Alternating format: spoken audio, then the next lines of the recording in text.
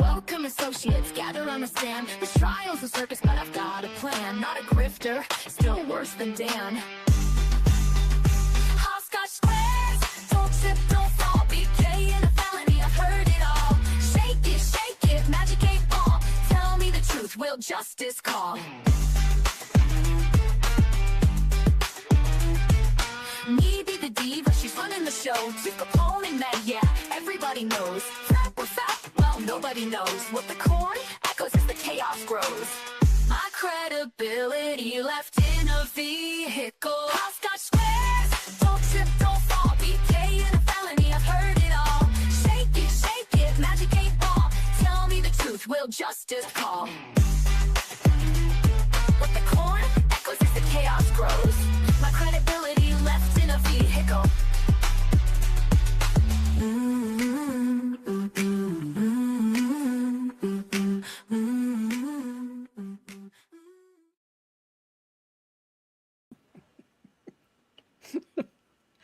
The bunny. Hello, everybody. Happy Monday. Hope you are either enjoying the heat, enjoying inside away from the heat, staying safe from storms, or not flooding like we're currently doing in my part of the world. So, it's a day, but it's all great. I know Gabby's just trying to not melt. Cannonball. Cannonball.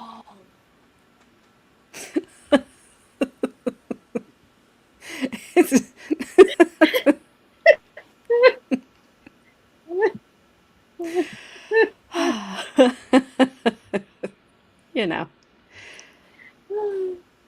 What's up, Christine? I don't know if you're still here. You said hello a long time ago, but if you are, how are you? I told her sup this time, and I actually typed I it in. did. I saw that. I was like, oh, Christine's just sitting there, and I was like, sup. Hello, Puddletown. Hello, my little walking bad decision maker sometimes, aka my daughter, aka Carmen, aka stop that, AKA put it down, walk away. put it down, don't touch it. What's up, Bad Dasser? And Miss Heidel. Heidel, I don't know if you're going to get storms. I know they went up through Michigan, so hopefully they're going to miss you. She's not allowed to pet a bison, just saying. And she shouldn't be currently cuddling with the thing she's cuddling with. What's up, whoever? Good morning, Flash fan. I think, is that everyone? Oh, Mr. Snipe. What's up, Snipe?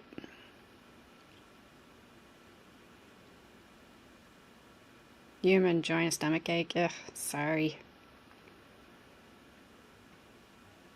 What'd you eat? Oh, Too there's much Christine. ice cream or something?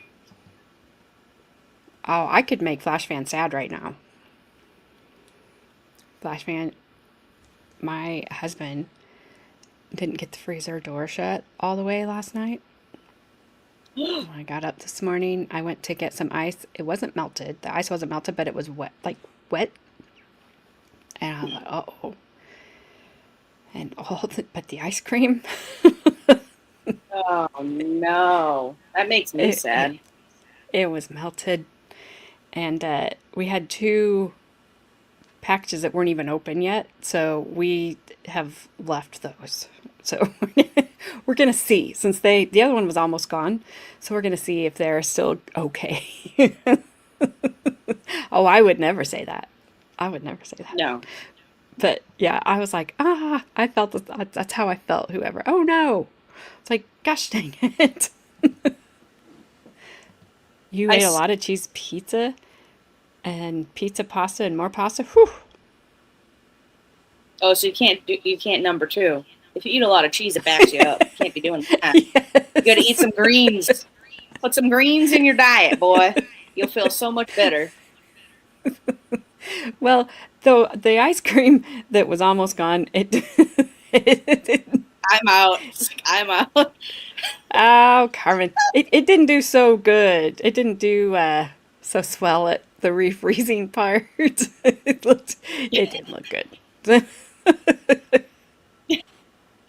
Well, I'll tell you, sometimes I'll find chips in the freezer. My husband randomly just puts weird things in the freezer thinking he's putting it away because he's not thinking, just running around the kitchen. I found the salt in there one time. There was a bag of chips. One time he put the ice cream in the actual refrigerator to Oops. put it away. I'm like, none of this makes any sense. Yeah. It took me forever to find that salt. I was like, why would you put salt in the freezer? He's like, I have no idea. We did not get ice cream stalagmites. It did not do that. Oh, like the little crystals? Yeah, I didn't do that. That's what I'm worried about. But it didn't get like frost burn or freeze burn, whatever. Freezer burn, whatever. I don't know. You know what I mean. But Yeah, see? Whoever gets it. yeah, no, I have not done that. I have not put my keys or I've caught myself like going to put something weird in the fridge or that needed to go in the freezer or vice versa. But I have a freezer burn. Freeze burn. Freeze burn? You're gonna call me a nerd? Really? Really? What's up, Deidre? How are you? Oh, Carmen. Hi, Deidre. Carmen, you think you're Steve Irwin, and you're not. And it didn't end well for him. Stop it. Okay, Mother Nature. Calm down. Yes. Freezer burn ice cream is gross. Yes, and that's what I was worried about. But I hate to throw 2 brand new containers away. Yeah, that does Like- suck. So they're still sealed. So hopefully they set up nicely. But, so Carmen, my lovely daughter, apparently was outside today. And I don't know who else this could happen to other than her. But apparently a squirrel fell out of a tree. I was And there when it she- happened. Apparently, I didn't even know who the heck she was talking to. I was like, wait, me? I didn't fall. What the hell are you talking about? I didn't fall out of a tree. No. The squirrel fell out of a tree. No, I called her Steve Irwin. He's dead. He died because he got speared through the heart by a stingray. Manta ray. Whatever. That's why I said she's not Steve Irwin, and it didn't end well for him either. But, Although, yeah. it would be funny So- if she was Steve Urkel, though. Did I do that? Yeah. Yes. Yes, you did. Don't ask any other questions. But, so she has this squirrel that she can post it in Discord if she would like. Yeah, you're better than Steve because you're not dead yet. Yet. Because he didn't learn his lesson. Spirit. So, speared through the heart. Oh, But man. Carmen is not the only one that had a little adventure with wildlife over. I had an adventure with wildlife yesterday. It was not the adventure I was hoping for, because I wasn't hoping for one. But I was just minding my own business. Just had me and Mad Dog were hanging out. She was a little tired. She didn't sleep very well the night before. It was just her and I, so I thought I might get lucky. I might be able to get her to take a nap. And I hear Hera. Hera's the one that you guys that will come down and visit me every once in a while. She's barking. And what's up? What's up, Bobby? You're not late. You're right on time. Hello, Ash. Hello, Robert. So Hello, Hera starts Hello, Robert. barking. And I'm like, Hera, go outside. Like, shut up. Go outside. We have a deer, or a couple of deer, that run around our yard. And they come out all times of the day or night. Like, whatever. AJ was hoping to get luck. Nope. So, so I figured that like there was a deer or the neighbor's dog had wandered over in our front, whatever. Like I just figured it was some, yes, the deer were barking. So I, she won't stop and she's not going outside. So I go to walk over to the front door to look out to the part of the yard that I can't see from the windows where I am with Madison. And I don't get to that part because I kind of come around the corner and I can see Hera, and she is barking and staring at. We have I call it their room, but it's like the room where we used to all watch TV until we all got shut down and got stuck at home. And then my husband was bored and he built what was supposed to be a little breezeway between our garage and the house. But no, it's a full room. And that's where we watch TV. So the dogs actually have their little room that they have their furniture that they're allowed to get on in that room. So I come around the corner and we have this little thin table that sat under the TV that was in there. And she is like aimed right at that table and just barking. I'm like, oh no. So I like peek around the corner because I don't know what's going to be there. I don't know if it's going to be a squirrel. I don't know if it's going to be a mouse. I don't know if it's going to be a human. Like, I'm like, what is it? It could be a leaf. Like, I have no idea could be a skunk. Thank God it wasn't. But I'll show you what it was. And I will say this. You're lucky I am still with you all. Oh, good. That's what was on the table. That is what Hera was barking at. Inside your house? That was inside my house. Oh, hell no. Burn it down, girl. Burn it down. What the hell is that? It's a snake. Yeah, but what kind of snake? Well, I didn't know at the time. So I call my husband and because they had left. So it's just me and Madison are home. And so I called him, he didn't answer. And so I called Brandon. That makes sense, whoever actually. So I called Brandon and he answers and I'm like, I need you to come back like right now. Brandon took these. I did not take it. Oh, hell. That one's kind of cute, though. Look at his little face. I know, because his little eyes, once we saw his eyes. And his little mouth was just like, hey. We knew, like, it wasn't venomous. So, because the markings on the back got us a little bit. So, I'm, like, trying to keep this thing, like, contained on the table without going in that room. I've put Madison, like, in her pack and play. So I'm like, okay, she's off the ground. She is far enough away that if this thing gets away from me, like, which it could have. And so even though Brandon lives like, I don't know, 10 minutes from me, like it's not very far. It felt like it took an eternity for him to get to my house. And so it was like still. And so Hera lost interest in it. And that's when it stretched out. And I'm like, oh my gosh, that thing's going to take off. No, you can't leave, Mr. Snake. So, and Mr. Snake. you have to stay right there. So I am like, Hera, like, because Hera's watching me now. And I'm like, look. So she's like, oh, she starts barking. Rue has no clue. Rue is like, I have no idea what's going on. Yeah, she's like, I don't know what's going on. I don't know. And I was telling Brandon and my husband I said, that poor snake was like, where did I get to?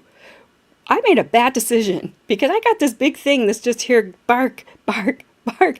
And I got this other thing that looks like similar to that thing. And it just keeps hitting me in the face with this fluffy tail. Like, Jesus. Rue is like Carmen, is exactly like Carmen, wants to play with the thing. And everyone else is like stepping back. Rue's like, hey, you want to play? You want to play? You want to play? Yeah, I don't think Rue had a clue it was there. Like, she's just like, whoosh, whoosh, with her tail, and that thing was like, oh, okay. And Hera's like, don't move. And I was like, please just don't let it move, Hera. Please don't let it move. So Brandon finally gets there, and he's just like scoping it out. And I'm like, okay. So all I have in my hand is a towel, which don't ask me what I was going to do with the dumb towel in my hand. Like, I just wanted it to, stay. Just stay. And so I got a plastic container that I had that had some milk bones in it, and I always put the broken pieces in there, so I dumped that out, and because it had a lid on it. So I give that to Brandon, and it like hits the lid out of his hand and turns and starts heading my way, and I'm just like, oh no, like, please stop. So it turns back around. It's like hanging kind of off the edge of the table. I'm like, Brandon, do not let that thing off the table. We're gonna lose it. We're not gonna have it. So he got it in the container, and he went outside, and I was like, don't release it by the house. Just take it down the wood line a little bit and release it. So he took a picture of it and put it in, I think he put it in Gemini or whatever, and it's a rat snake. So it's not venomous. That was a baby. It's juvenile. It says they're really docile. That I thing don't was care. a baby? Was he? Yeah. That thing's huge. It's like it's maybe like a foot, a little over a foot long when it was stretched out. But the reason that Brandon was looking at it so funny is because the tail on it looked weird. I don't know if I have a picture of that. And he couldn't tell if there was one or two. And I'm like, two? No. I think, no, I already showed you that one. So it's just the way the tail was. He couldn't tell if there was one or two there. He got this picture. This picture was actually kind of cool. But I thought that was kind of a cool picture. Anyway, cool, yeah. So it was let go. It's fine. We think what happened is the dog door that we have, which I always tell you all the time, they're a blessing and a curse at the same time, right? This is curse here. Oh, hell no. Not as bad as the skunk. But the flaps, so it has two flaps, and they're magnetic on the bottom.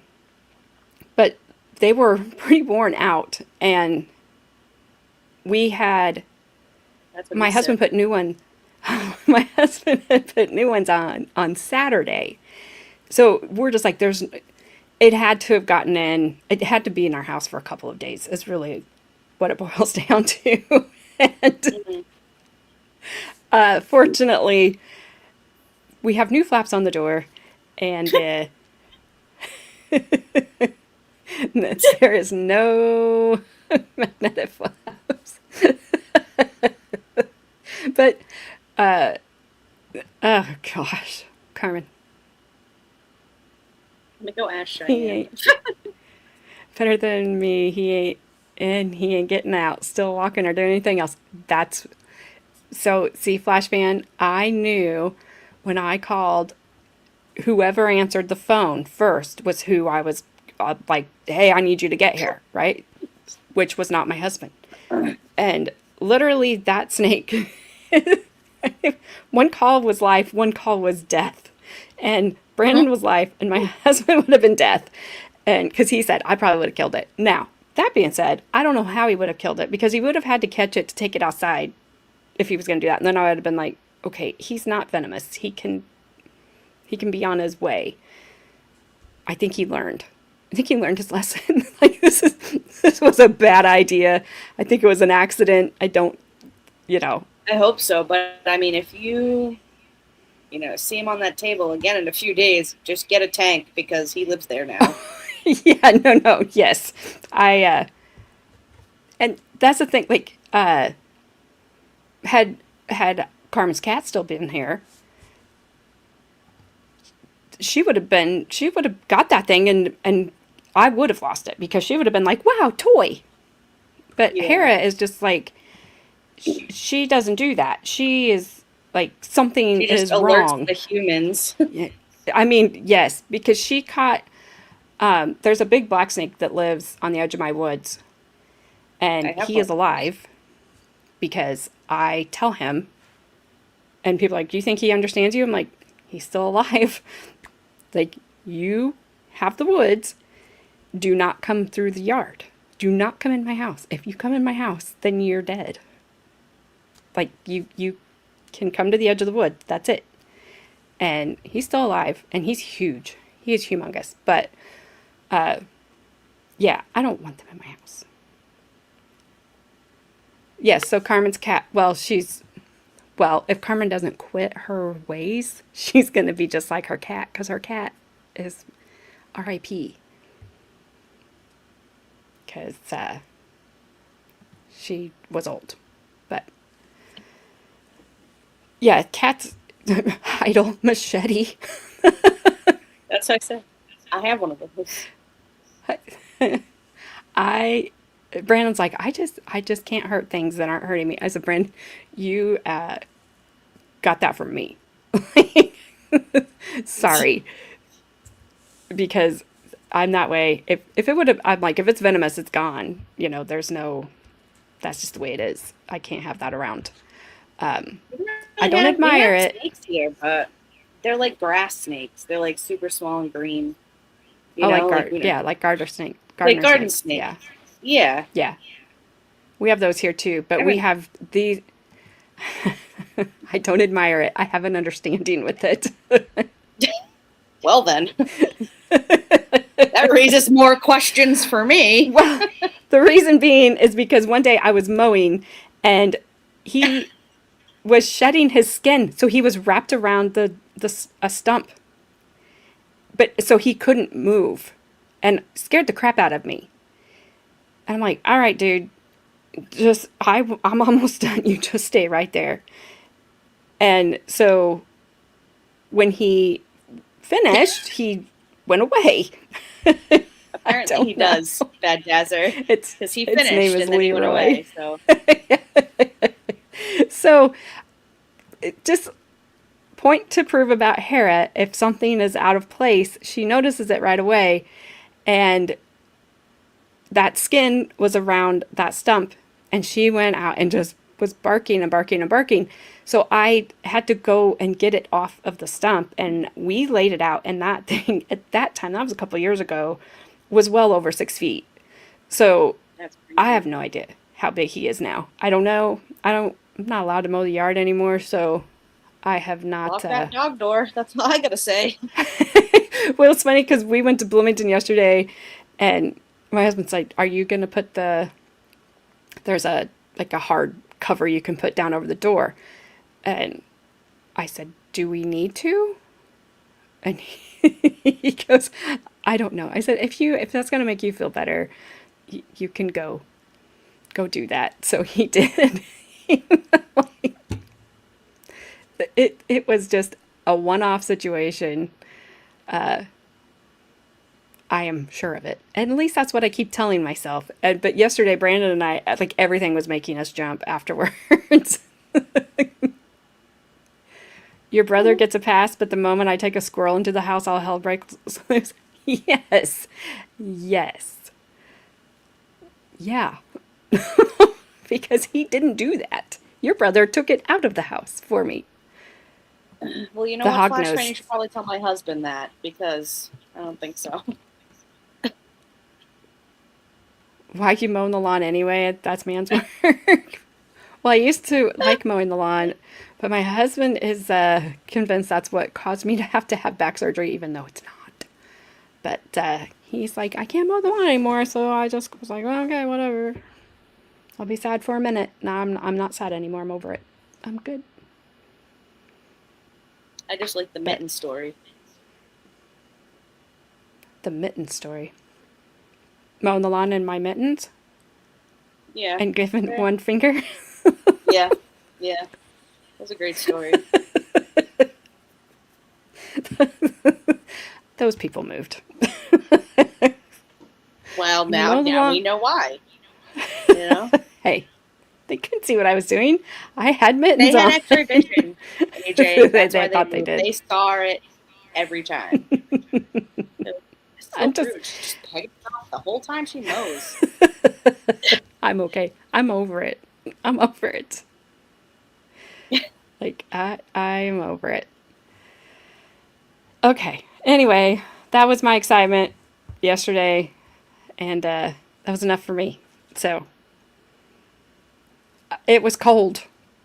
Sometimes we have to mow the lawn in April, and it was freaking cold. It's like you're out there, and sometimes, a flurry might come by because it's so freaking cold. But you have to do it. Legitimate question. She's like, wait a minute. What? Mowing the lawn with me? I'm seriously confused. Like, you have to do it, and you're freezing. Yes, I've had sweatshirts on, hats on, mittens on, and a blanket over me while I've been mowing. No, my cat's name was not Mittens. That was Carmen's cat, and that her name was Miley, not Mittens. Yeah, no, I wasn't doing that. The sin that comes with mowing the lawn. You guys. Probably. Snuggie. I have one, but I did not take it Blanket. outside. I was freezing. I was cold. I love when you're just like trying to stick up for yourself now. None of these people saw this. Who cares what they think, AJ? You wanted a blanket? You get that blanket, girl. I did too. I was didn't care. cold, People dang driving it. by me on the road. I was freaking cold. You're in your car with your heater on. I'm out here for 4 hours. Like, it would have worked. I would have put on. I would have worn the bunny pajamas from A Christmas Story if they would have been warm. You could get them now in adult size. We need AI to paint a picture. We don't. We don't. Well, just Timmy because you said seems to- that, now they're going to do. Oh my gosh. What's cold? I don't know how 10 degrees Celsius is. Where'd you go, You got to Gabby? convert that. What? Yeah, don't make us do math. Oh, it sounded like you, went away. No, I'm still here. I had a sweatshirt on. I don't think I had a coat on because I had to be able to move. I couldn't be like the kid from A Christmas Story. I can't put my arms down. I couldn't be like him. I was bundled up. And that's like moon temperature. 50 degrees. 50 degrees? Oh no, it's colder than that. Because you've got the wind. You got wind chill to factor I was in. like 50? I was like 50 because- is beautiful. Yeah, 50 would be okay, but now you're on the moving lawnmower thing, and it's Like not like it 40. was slow. It's a zero turn. So it was cold, okay? I can't help it. I'm getting Moon temperature. moon temperature. That's what Snipe said. That's like moon temperature. Americans, hey, we don't own the Arctic Circle. So- America. Ash, as you get older, you'll get colder faster and easier. Trust me. It's kind of true, yeah. And it kind of sucks. All right, back to this. So we have heard the state's case. And so we are going to listen to, it's a short argument he's going to ask for judgment of acquittal here. And so we're going to, I don't know what the temperature is on the moon. I have no idea. I can't breathe. I don't want to go there. But true. So we're going to listen to the argument. Obviously, I would not. Snipe. I see you. Listen to his argument, and then we're going to listen to Kristina Holloway's is the first witness for the defense. That's Derris's girlfriend at the time, was his girlfriend at the time. So we're going to listen to her, and then we're going to there's another short witness after that that we'll listen to.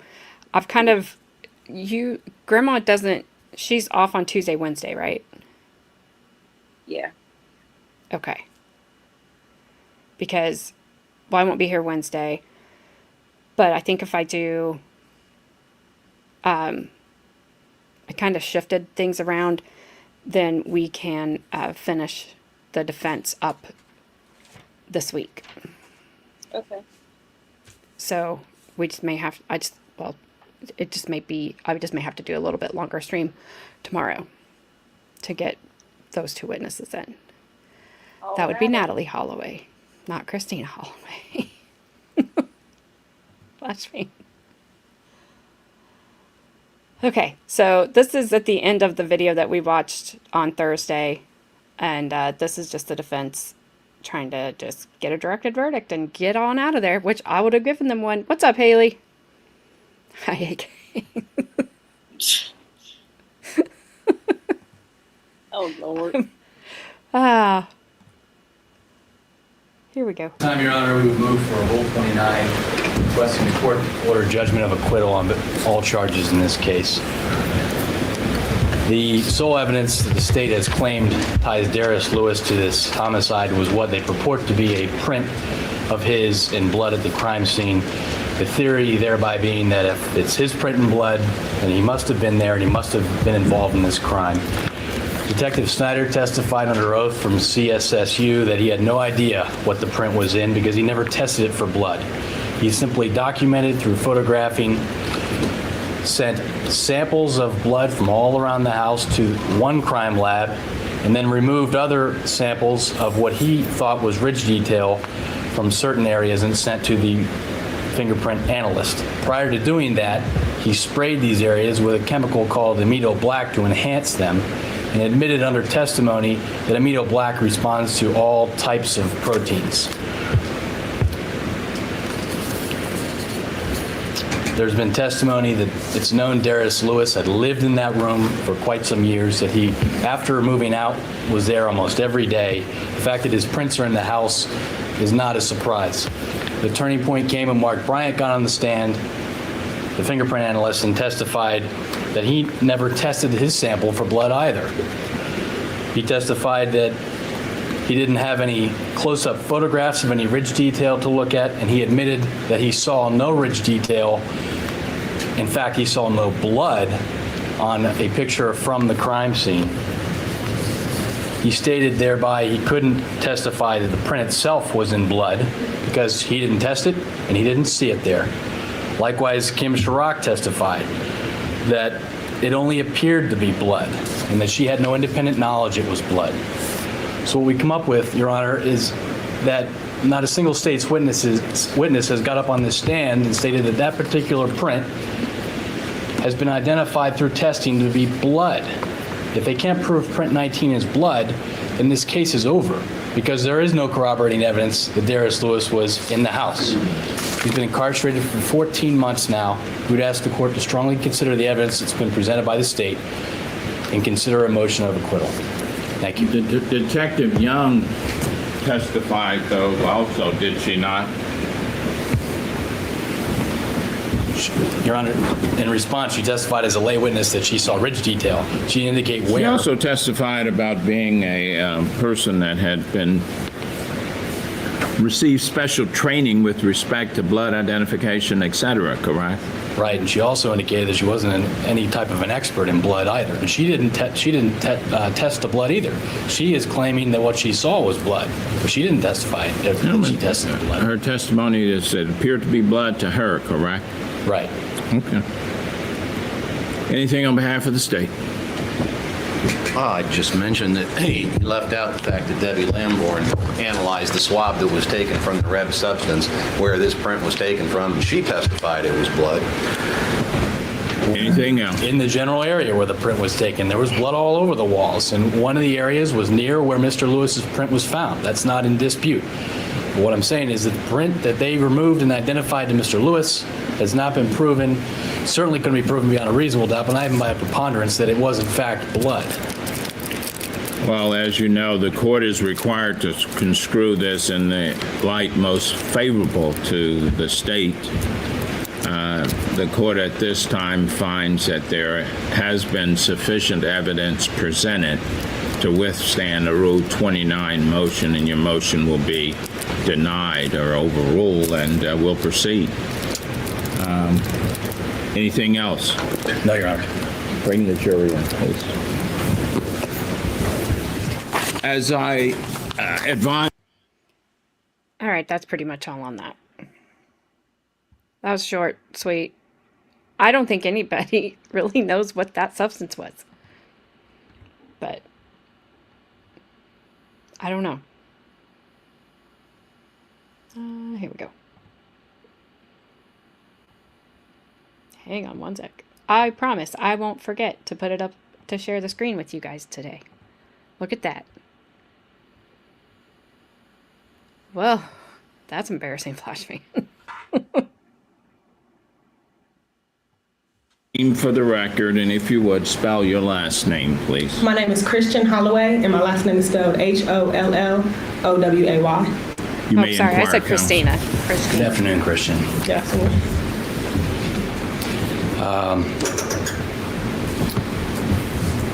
Would you mind stating for us your current address? I live at 5456 Chatford Square, Columbus, Ohio, 43232. Okay, and are you employed? Yes, sir. Where are you employed? Taco Bell on Rice and Testing, Okay, and how long have you been working at Taco Bell? approximately 3 months. Okay. And are you a student anywhere? No, sir. Okay. And do you know an individual by the name of Derris Lewis? Yes, sir. Okay. Do you see Derris Lewis in the courtroom here today? Yes, sir. Would you mind pointing him out and describing the article of clothing he's wearing? He's sitting to my left, and he's wearing a blue shirt and it looks like a red tie. May The record will reflect that she's identified the defendant. You may proceed. How do you know Derris Lewis? He's my boyfriend. Okay, take your time, okay? And there's tissues right there in front of you. How long has he been your boyfriend? For 4 years. And when you first met him, where did he live? When I first met him, I believe he lived on Ellsworth somewhere. Okay. And then they had moved to 1161 Loretta Avenue. All right. Did you go to school together? Yes, sir. Where was that at? Columbus East High School. Okay. And at East High School, were you involved in any type of extracurricular activities? Yes, sir. What? The East High School marching band. I was there for 5 years because I joined my 8th grade year. And also I was in the drama club in National Honor Society. Okay. And what was your grade point average? 4.8. My senior year, I was carrying a 4.8. Is that 4.8 out of 5? No, 4.8 out of 4. Oh, okay. I was taking senior college preparation classes. That's why Okay. it was above it exceeded the scale. Do you know what your class rank was? I was number 1 in my class. Congratulations. And did you, or do you have plans to attend college? Yes, I was going to go to Howard State University. I received a full scholarship, free housing. They gave me a free laptop, a $900 book voucher. I was going to go and study law. You're going to study law? Yes, sir. Are you sure about that? Yes, sir. All right. And where is Howard University located? Washington, D.C. Okay. And were you aware, as you were going to East High School, of any extracurricular activities Derris Lewis was involved? Yeah. And what were those that you He knew? was a lot. He was in the Columbus High School marching band, track, men's volleyball, robotics team. I believe that's what I can think of right now. That's okay. And how about his brother Dennis? Same. Dennis was on, the East High School marching band, track, volleyball. He was in a robotics team for a short amount of time. Okay. And would you say you knew Dennis Lewis very well? Yes, sir. Okay. Describe for us the relationship between Dennis Lewis and Derris Lewis. They was so close. They did everything together. They always were together. They went everywhere together. They were best friends. They just always got inseparable, I would say. Okay. And did you see them fight a lot or fight at all? No. Okay. I'm sure they got in arguments from time to time. Yeah, they just, disagreed from time to time, They were siblings, Okay. You never saw them get violent with one another? No, sir. Okay. And do you know an individual named April Lewis? Yes, sir. And who is that? That's Derris's mother. Okay. And how well do you know her? Pretty well. Okay. And can you describe Derris's relationship with his mother? He loved his mom. She was his role model. He looked up to her. He was always, he always talked, positive things about her. He always said, my mom told us that we need to, be in school and give us good attendance. He always said that his mom was the strongest woman that he knew, and basically that he got all his values from her. Okay. All right. And during the last 4 years, did you have an occasion to be dating Derris Lewis when he lived at the Loretta Avenue address? Yes. Okay. And where was his bedroom? If you walk into the front door, it was like the living room there, and then the bedroom was immediately to the left, like down the hallway to the left. You may. And the witness today. Christian, I just want you to look at this map for a second. Let me know if you recognize the layout. I'm sorry. You have to talk into the microphone. I'm sorry. Yes, sir. Okay, and where is this house? This is 1160. It looks like 1161 Loretta Avenue's layout. That would have been the front door, and right here would have been Derris's bedroom. Okay, and you're indicating Derris's bedroom and Dennis's bedroom? Yes, sir. It's his bedroom. This is the north side of the bedroom, right? North bedroom. Yes, sir. Okay. And do you recall where his bed was located? I remember, I wasn't, I hadn't been in his bedroom or that. I went to the bathroom. I really can't hear Oh, I'm sorry. I've never actually been into his bedroom. I've passed it going to the bathroom, Okay. but I believe it was on the left side Okay. when I had seen Derris' bedroom. Down. Okay. Thank you.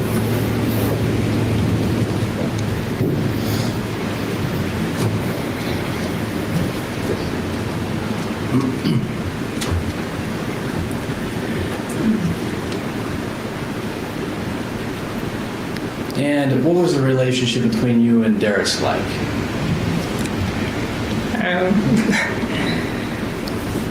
I love Derris. We support each other. As far as goals is concerned, help each other with schoolwork. I'm not really sure. I love him. We love each other. It's a good relationship. He's a gentleman. He's very caring, very into, my needs and, making sure that I'm happy with him and everything, and vice versa, of course. Okay. And did you know Derris to be in trouble with anyone? Oh, no, sir. No one was after him for any money or anything like that? No, sir. Okay. Did you know him to be involved in any drugs or anything like that? No, sir. Derris is very opposed any drugs, alcohol, any substance use. That's not him. He's a he a goody two shoes. He a good boy. So. Okay. I'd like to direct your attention to the late evening and early morning of January 17th and January 18th, 2008. What were you doing on the 17th? I went to school. We had marching band practice. Derris, Dennis, and I had gotten a car, like leaving band practice. We went to Giant Eagle. They picked up their checks. We went to Derris's mom's house, and he dropped off Dennis and went inside. I stayed in the car. He went inside, said hi to his mom.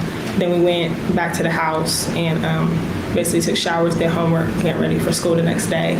Okay. And was this a normal routine that you would do? Yes, sir. All right. And do you recall about what time you decided to go to bed? Not exactly sure. We had watched the 10 o'clock news, and then right after that we was playing around with intimate stuff. I want to say it's probably like a little bit before 12, before midnight, a little bit before that when I went to bed. Okay. And at what point were you awakened that night?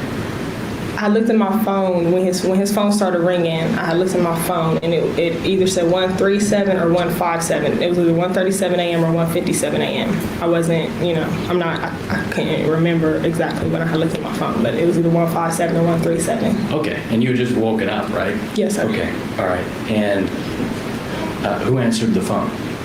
Derris did. I had to wake him up to answer his phone. Okay, all right. And after he spoke on the telephone, what happened? Well, it rung. I woke him up. He was like, I heard him say, stop playing. Like, that's when I looked at my phone, like, trying to see how late it was when he was calling.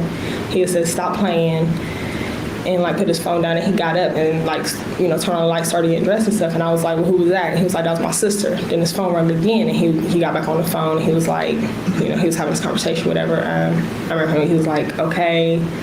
And then he hung up again, and he was like, I'm about to go to my mom's house. And I was like, well, what's going on? I'm trying to see what's going on. And he was like, my sister said that my brother was hurt. He's like, I think she's being over dramatic. He's like, I think she might be hysterical or something. He's like, I don't know if she had a dream or what. He's like, I'm about to just go see what's going on. Okay. And what did he do after he told you that? He I went out into the hallway. He was looking for his keys. I went out to the hallway, and my sister was sitting in the bathroom, and he left basically. I mean, there was he talked to them and stuff, but he had left the house. And when he asked me to watch the news, because I said, do you want me to go with you? He was like, no, it's probably nothing. Just in case something's going on, can you watch the news and call me if you see my brother? Okay. All right. Would it be fair to say that it was a spur-of-the-moment thing, not expected? Yes. Okay. Yes, sir. All right. And would you describe to us the layout of the house in terms of where you were, your bedroom was, and how it was situated? Okay. When you come in the front door, and there's a living room. Then right after that's a big hallway. It's like it's a front room, then the living room, and the kitchen. But in the living room, it's stairs going up, and our bedroom is right beside the stairs, immediately to the left, and the bathroom is immediately to the right, and then you walk down the hallway, and it's my sister's bedroom. Okay. So both bedrooms are upstairs? Yes, sir. All right. And you indicated that your sister was awake at this time? Yes, sir. Okay. And what was she doing to the best of your recollection? Using the restroom is all I can think. I mean, she was, standing in the doorway to the bathroom, so. Okay. And so you know that she saw Derris? Yes. Okay.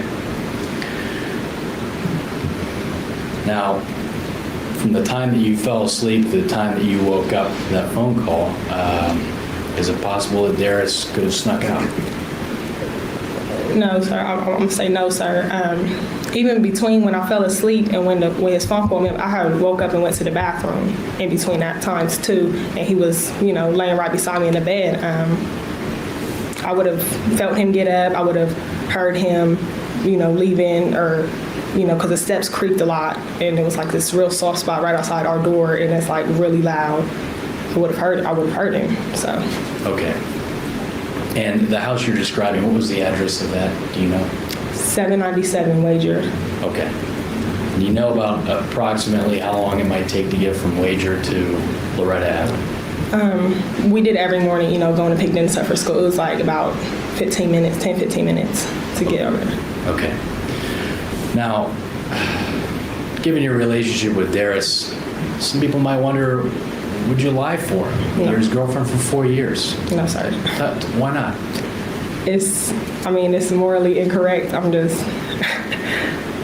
there would be, no reason to. I wouldn't, why put myself, in that predicament, first of all, jeopardize my future and everything for that. Okay.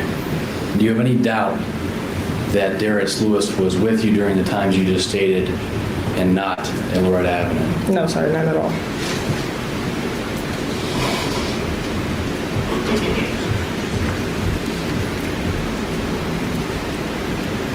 Getting back to the house on Loretta, were you familiar with how the doors operate in that house? Yes, sir. All right. And if Dennis or Derris, when he was living there, were to go into the bedroom and lock the door, would it be possible to get in? Yeah, so there's a Tell us about that. it's like for their bedroom door they had a like you could lock it from the inside, but they had it's like you got to jiggle it or something a little bit and you could open the door. It went hard. Okay. And so it was well known that that was a latch on the door that could be operated in that fashion? Yes, sir. Okay. It was basically the reason that they would lock the door was basically it was a privacy, a respective privacy thing. So like if the door was locked, you'd be like, is you are you decent inside, Okay.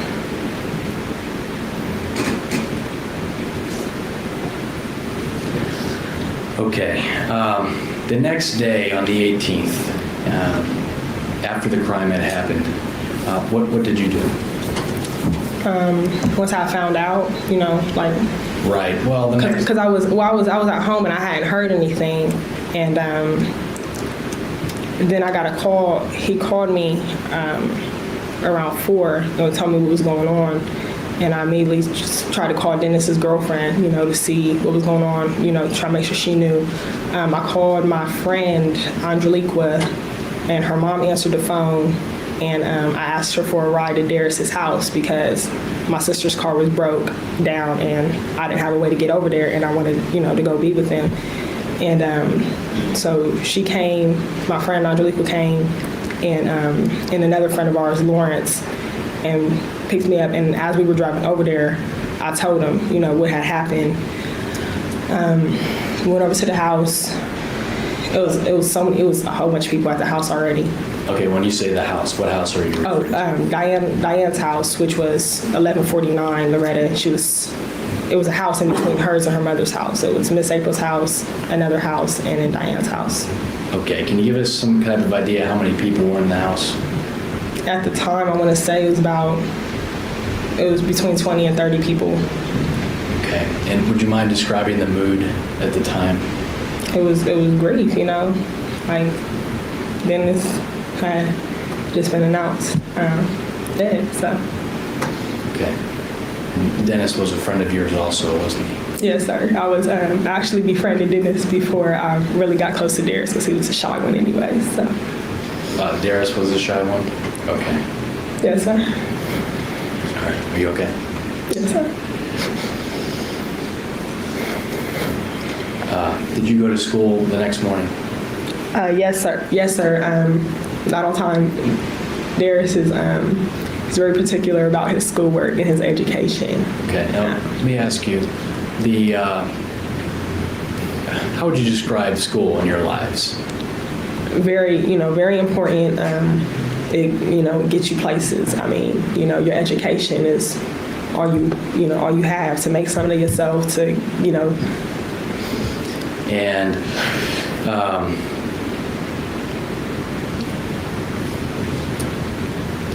You had a lot of friends at school, right? Yes, sir.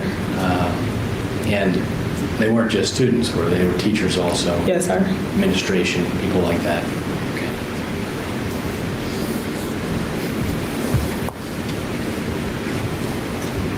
Do you recall at any point when the police would allow anyone to go back into the residence? They waited until after they were finished. I don't know what to call it. I'm losing the word. Looking around the house, basically, like testing it for evidence and everything. Okay, and they had the crime scene tape. Yeah, they had a cop car outside 24/7. Guarding the house and everything. Okay, and were you present when the police officers gave the house back or gave the keys back? Yes, sir. And you know who they gave them to, or was They gave him to Derris. Okay, and where was Derris when they gave him to him? Standing in Diane's living room. Everyone was there still, but yeah. Okay, so everyone was in the room when these keys were handed over? Yes, sir. Okay, and at any point did you go over to the house? Yes, sir. We went later that night. Okay, and describe to me what you saw. There was a lot of black fingerprint dust like all over the house.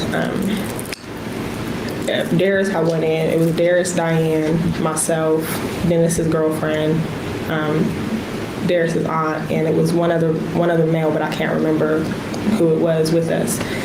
And there was Dennis's room was just a mess. Well, the whole house was a mess, really. But Dennis's room had blood and a broken mirror. It was terrible. It was horrible. It was terrible. And the door was off the hinges. Not his bedroom door, but I can't remember. His bedroom door was too. It had a thing broken out of it, but the attic door was off the hinges and set beside it. Would it be fair to say the house never looked like that before? No, sir. I had never seen the house in that condition.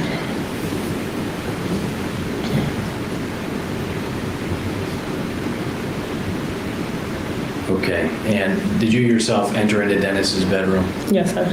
And did you or any other people locate any items that were of interest? Yes, sir.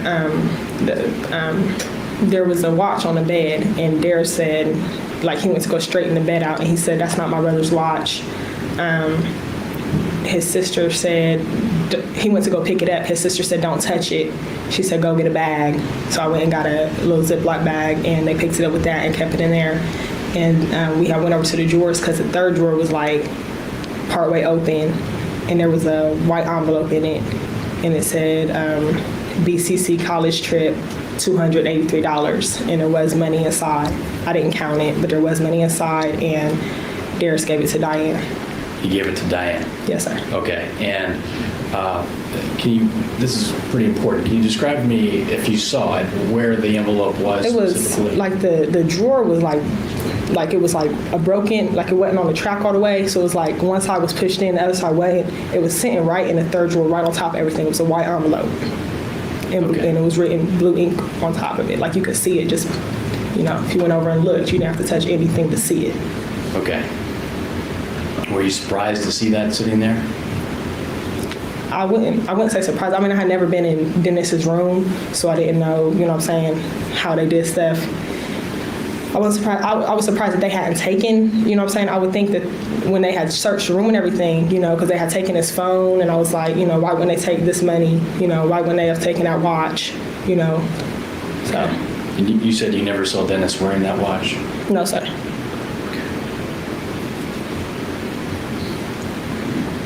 And were you with Derris the whole time he was in that bedroom? Yes, sir. Okay. Did you see him carry anything in there with him when you entered the residence? Except for the house keys, that was it. Okay. And his cell phone. And prior to Dennis's death, did you ever hear him talking about any money he was saving up or anything like that? No, I wasn't in his affairs like that, so no, I hadn't. All right, so you wouldn't know that. No, sorry. All right.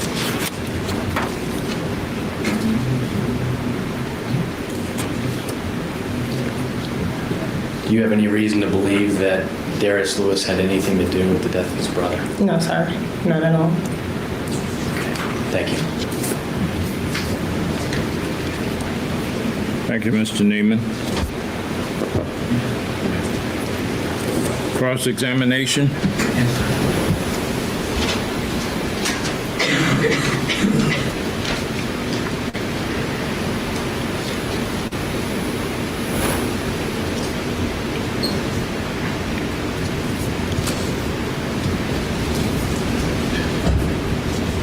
Not this guy. Really? So this one? Oh, no. Okay. Thank you. I'd rather the other attorney ask her questions. Ms. Holloway, my name is Tim Mitchell. I represent the state of Ohio. I'm going to ask you some questions. If there's anything about the questions I ask you that you don't understand, or you don't understand my sometimes awkward phrasing, ask me to clarify and I will.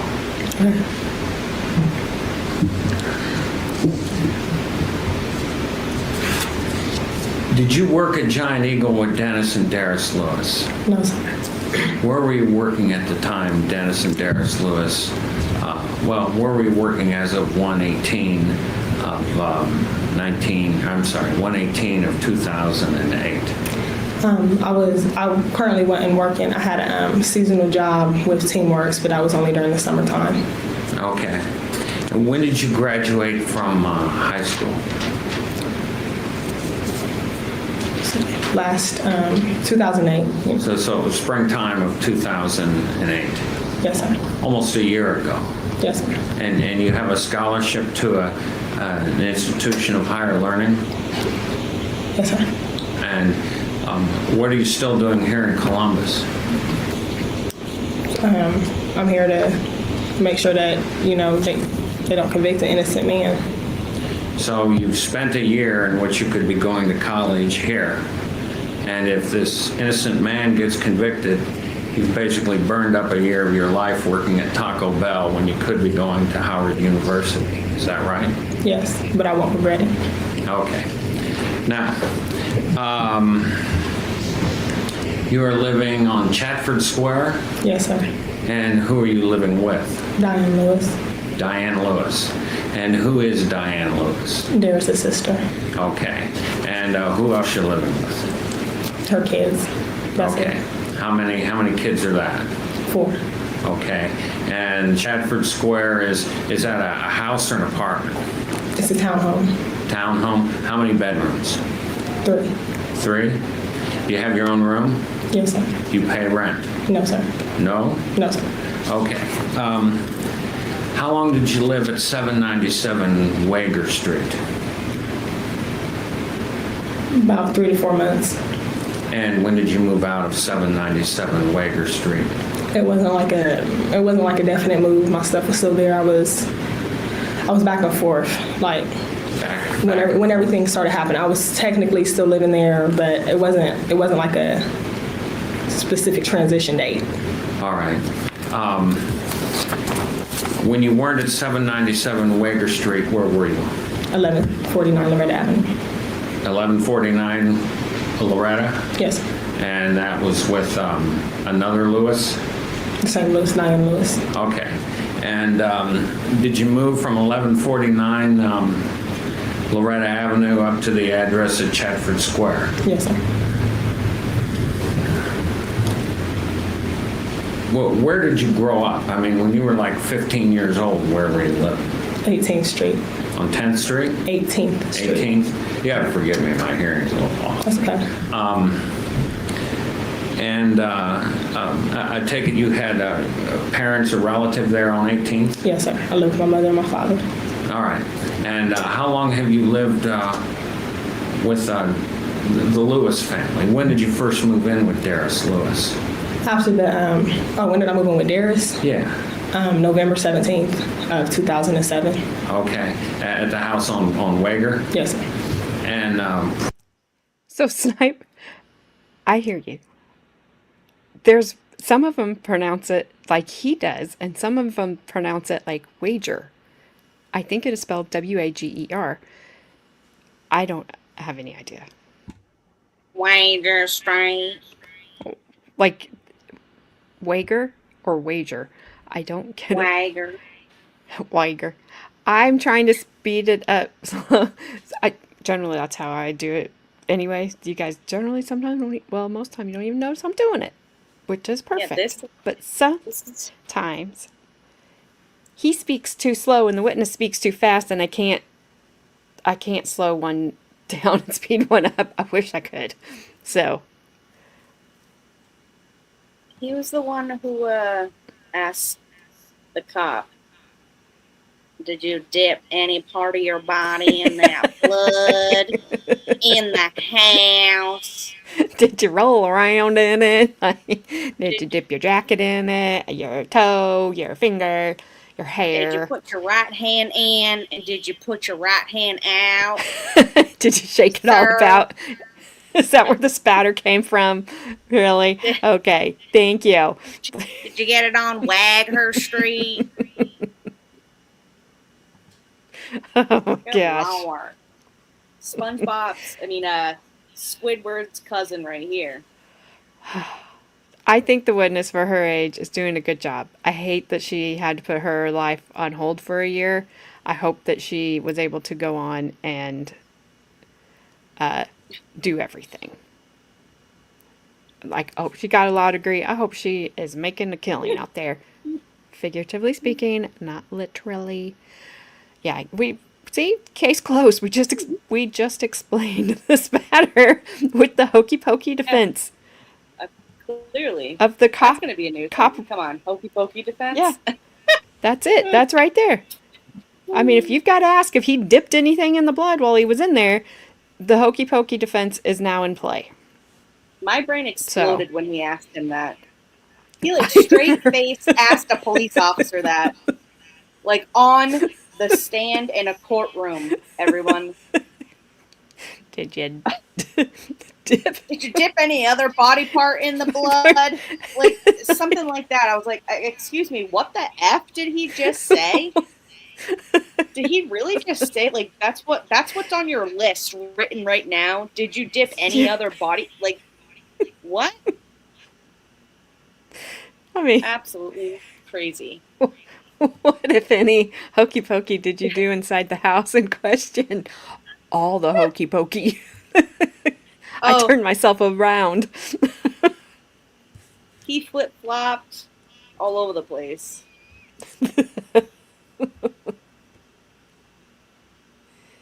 He was like Free Willy in that mother effort. Woo! Woo! He tried to make it over the wall, but couldn't. That's where the handprint came from. Okay. We call it the hokey cokey. Hokey cokey.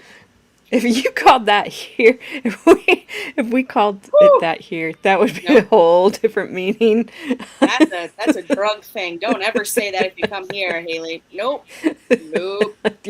Don't. You're going to wind up with something that you didn't want. Yeah, you should never come over here. You should go to a place like, I don't know, Newport, where, it's just mainly nice white people. Or, I don't know. Don't ever say that ever in public. His excuse is that's what it's all about.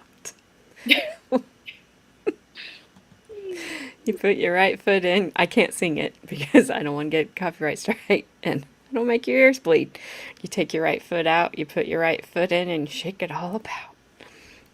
I thought you were going to change some lyrics there, Ash, but that was still good enough.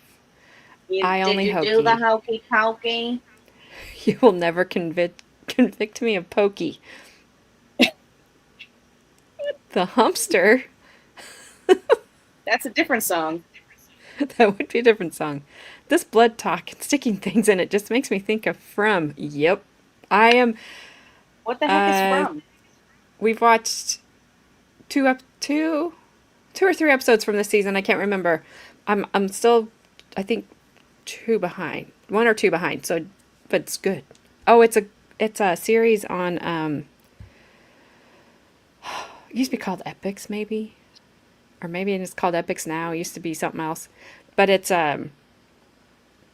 about this place. Like, you'll be driving down a a highway, and you'll see a tree down in front of you across the road, and you can't you can't move it. It's too big. But if you turn around, you end up in this town. Long story short, and you can't leave the town. You can try to leave the town, but you'll just keep circling. Like what happened to you the other day? Yes, that's why they were asking if there was any trees across the road. Oh, I never heard of this. Well, I don't have Epic, so I don't know what that is. I don't know what it's on. Anything else? Is the so show called just the word from? Yes, it is called From. If you look on Prime, it'll tell you. If you have, I don't know if you have Amazon Prime or if you got Prime Video or whatever. I do. If you look on there, it'll tell you. It's on YouTube, premium time subscription. Yeah, it'll tell. I would say it'll tell you where you can find it, but it's really good. I think it's in its 4th season. It just started. But yeah, you can't get out of the town, no matter how hard you try. Well, that sounds like a nightmare. Sounds like I'm going to sign right up. Oh, and then there's evil things that come out at night that kill you if you don't stay inside. So there's that. That's the scary part. That's the scariest part about it is you have to stay inside. But right. It's really good. It's really good. Well, I'll have to try to find it, I guess. That's not true. I turn left and right all the way to my house and back from the highway. What's up, Shenny? It's a town like hell where you are the meat others need. Yes. How are you supposed to see the meteor showers if you don't go outside? You don't. Yeah, you don't. You just watch. You don't. You just watch it on NASA.com or something because they be streaming that shit now. You don't even need to go outside. You don't. You don't go outside there at night. Nope. Gotta lock your doors. You gotta hang this talisman thing in the window so they stay out of your house or they can come in and kill you. Yeah. So a camel toe then? What? Oh, nope. Oh, I thought it said camel toe. Oh, a fanny is a front. A fanny over there is a front bum. Yeah, camel toe.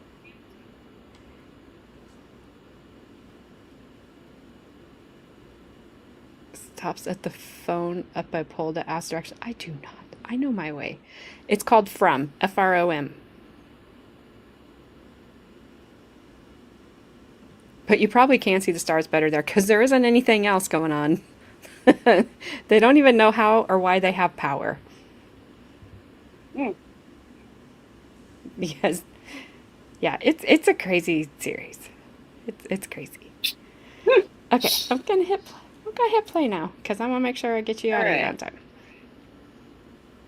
Prior to that, did you live with any other Lewises? No, sir. Prior to that, you lived on the 18th? Yes, sir.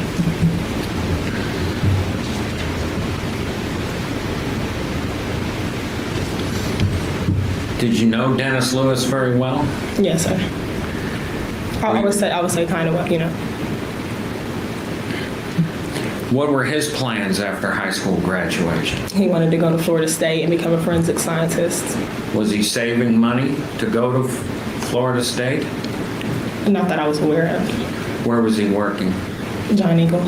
And that was the same place that Derris worked, is Yes. that right? Mm-hmm. Now, how much did, would they work the same shift, same hours, same everything? Yes, sir, because they had the same transportation.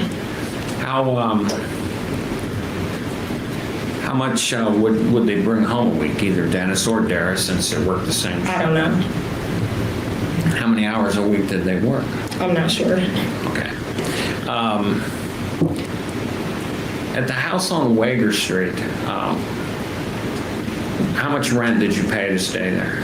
I didn't pay any rent. Derris paid $100, but I didn't pay any rent. It was my sister's house. It was $100, what, a month? Yes. Okay. Did Dennis have a car? Dennis did not. I'm sorry, did Derris have a car? Yes, sir. He had 2 cars. 2 cars? Yes, sir. Was he making payments on 2 cars? No, sir. Just 1 car. Okay. Now, the 1 car was a Chevy, right? Chevy. I've never been good with cars. I'm sorry. If I showed you a picture of it, do you think you could identify? Yes, sir. Okay, hold on just a second. Also, what teenager knows how many hours a week their significant other is working? They don't care. They're not asking them how much money they're bringing home. They tell them none of their business. Kristian.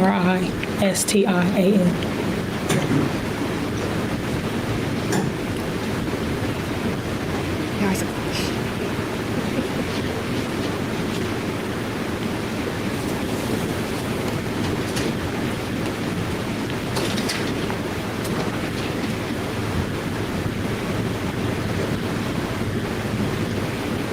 That is very true. Especially teenagers. If you have enough to go out and do what you want, that's great. And you just need it for that night. You'll bring out the next night, the next day. Absolutely, Shani.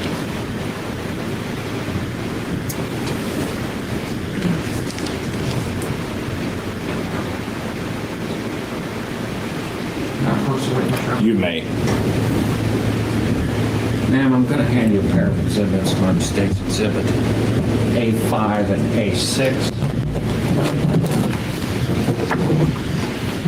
Do those look like Derris Lewis's cars? Yes, sir, but this car is not the one that I was referring to. All right, is there an additional car or Yes, but he didn't drive it. It was a red car. I'm sorry, a what? A red car. A red car? Yes. All right, there was a red car at the house. Was that Yes. that a Derris Lewis car or a Dennis Lewis car? That was, I'm not sure if he gave it to him. It was Derris's car at first because Derris was the one with his license. All right. Now, there are two cars in the picture, a silver Mercury and a sort of gold-toned Chevy. Are those Derris cars? Yes, sir. So we're talking about, at one point, 3 cars. The Yes. red car, the silver car, and the gold car. Is that right? Yes, sir.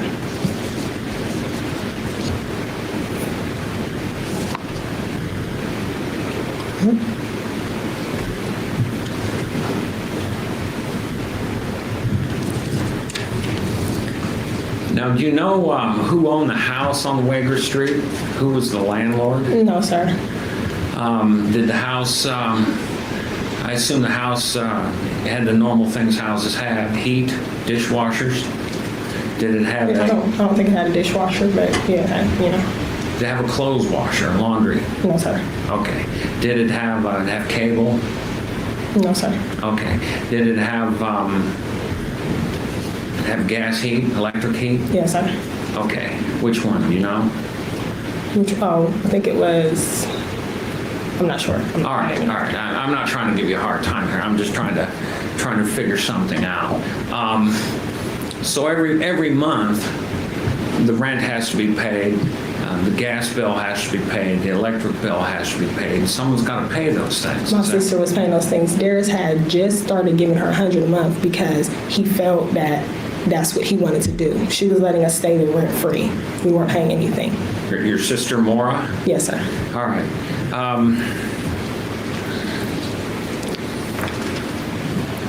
Now your sister Maura first let you move in. Yes. And when you moved in, did Derris move in at the same time, or did Derris move in shortly after you moved in? The same time. Same time? Yes, sir. And did Derris, did your sister Maura know that there were going to be a total of 4 people in this house? Yes, sir. And that was okay with her? Yes, sir. And that was okay with her that you guys were allowed to come here and didn't have to contribute anything to rent, is that right? Yes, sir. Now what was Maura doing for a living? I believe that she worked at Tim Hortons at the time. At where? Tim Hortons.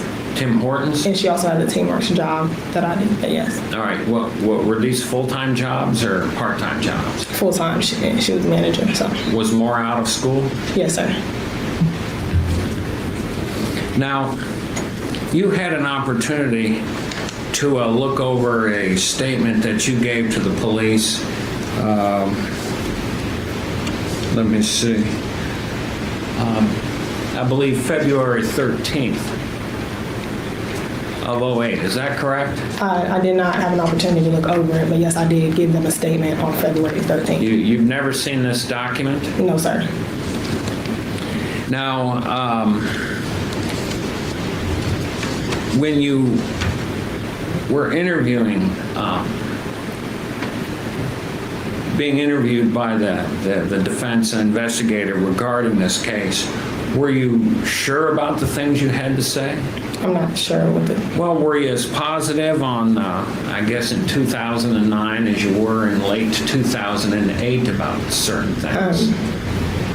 I couldn't say. I mean, the first time that they had asked me, they were asking me about things that happened, 3 weeks previous. Both times I answered the best of my ability. Well, sure. No one's saying you're not. But when you were interviewed by Detective Phil Paley on February 13th, 2008, do you remember that you told him that you had no idea what Derris was doing while you were asleep? I don't recall saying that, no, sir.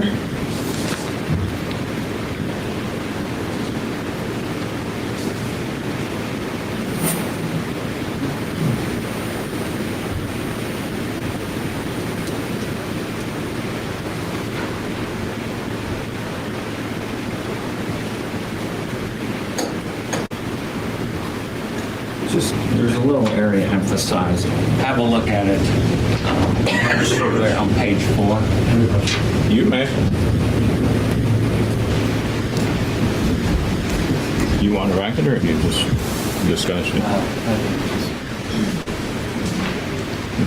You may proceed, counsel. Thank you, Your Honor. Let me turn the equipment back on here.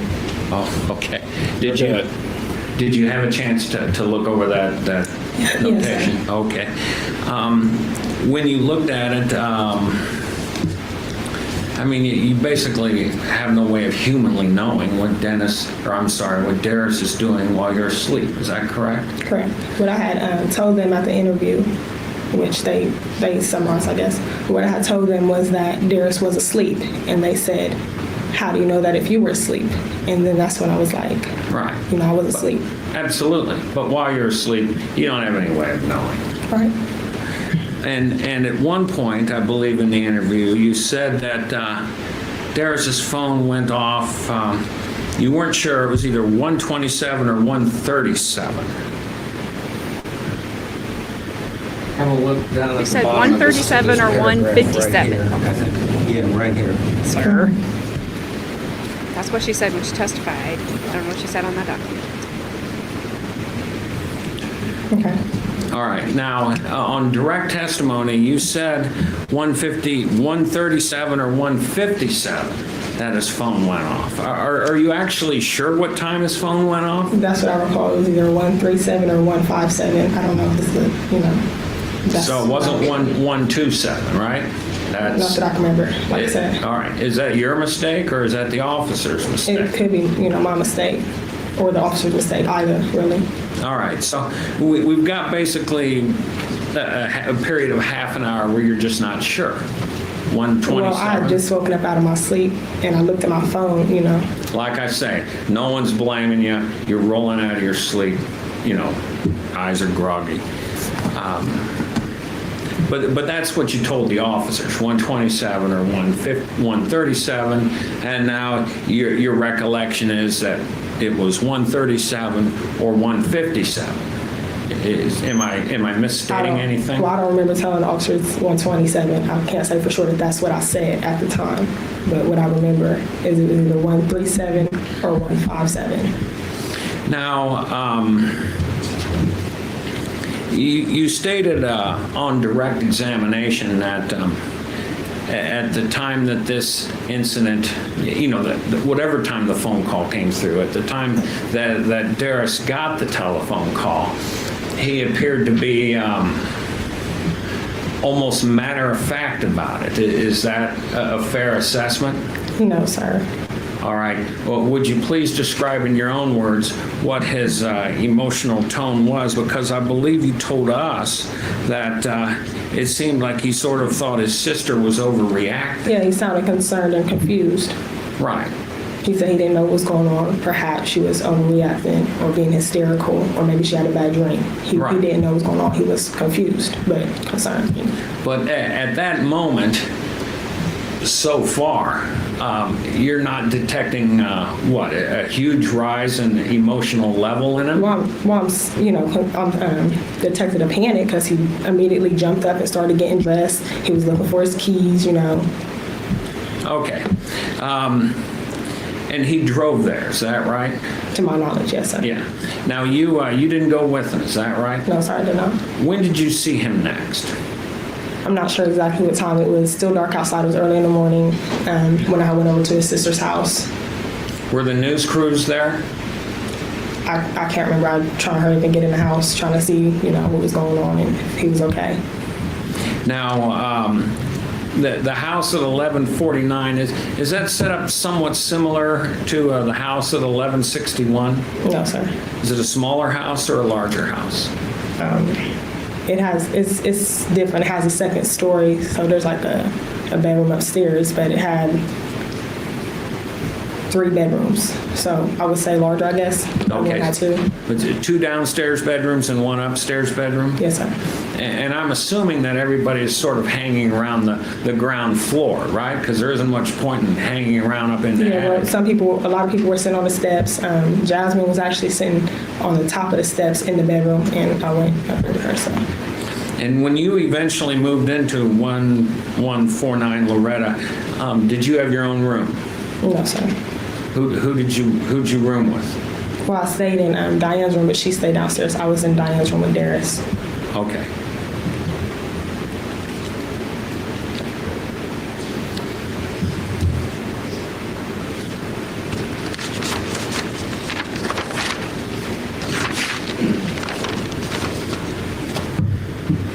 And when you went to 1149 Loretta, the morning, or I'm sorry, 1149 and 1161 Loretta, the morning of the incident, how did you get there? My friend Angelique my friend Lawrence drove, but it was in Angelique's car that I had them take me. All right. You had no operating car of your own at that time, No, right? sir. Okay. And from that point, did you go to school that day? Yes, sir, briefly. And how did you get to school from 1149? Derris drove. And at that time, Derris drove the Mercury, right? Yes, sir. Okay. That's the silver car? Yeah. Yes, yeah. sir. Yes, sir. Yes, sir. Okay.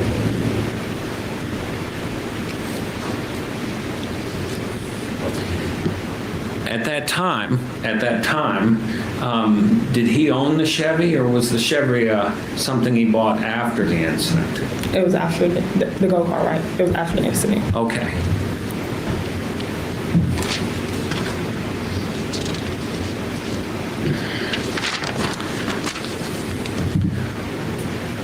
When the keys were handed back to the Lewis family, were you present for that? Yes, sir. And at that time, were you staying at 1149, or were you still staying at on Wager Street? During that period of time, we were at there, we still had our stuff at Wager Street, but we did have clothes and toothbrushes at 1149 as well. All right. Now, specifically, who were the keys handed to, if you remember? Derris. Now, did Derris go right over? No. He informed his sister. He was like, well, I'm about to go over there tonight. You want to go over tonight? And she was like, it's whatever you want to do. And then he was like, well, whoever wants to come. And we got our coats on, All right. So when did you guys go? Did you go over there that night? Or? Yes, sir. All right. Very shortly after he got the keys back. Okay. Now you went over there, and how long did it take you before you found that, or Derris found that envelope full of money in the drawer? I'm not sure of specific timings, but he found a watch first on the bed, and was it just on the bed out in the open? yeah, the watch was laying on the bed, and he went over to straighten the sheets on the bed because they was wrinkled, and he went over to straighten the sheets, and he saw the watch. Now the money, it was, if I understand your your direct testimony, it was just laying in an envelope on top of everything else? Yeah, it was in a white envelope. Like, you couldn't see the money until you open up the envelope. But it was an envelope that was folded and set on top of the third drawer. Okay, but the envelope itself was just in plain view, right? Yes, sir. And did you even have to open up the drawer to see it? No, sir. Just a moment, please.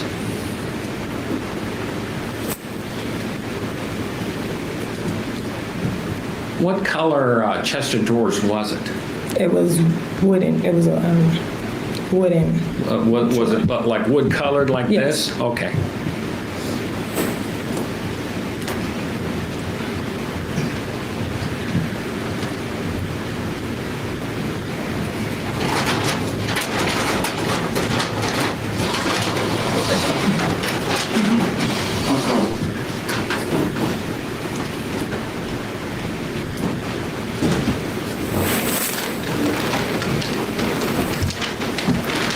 Should show he was indicating your podium.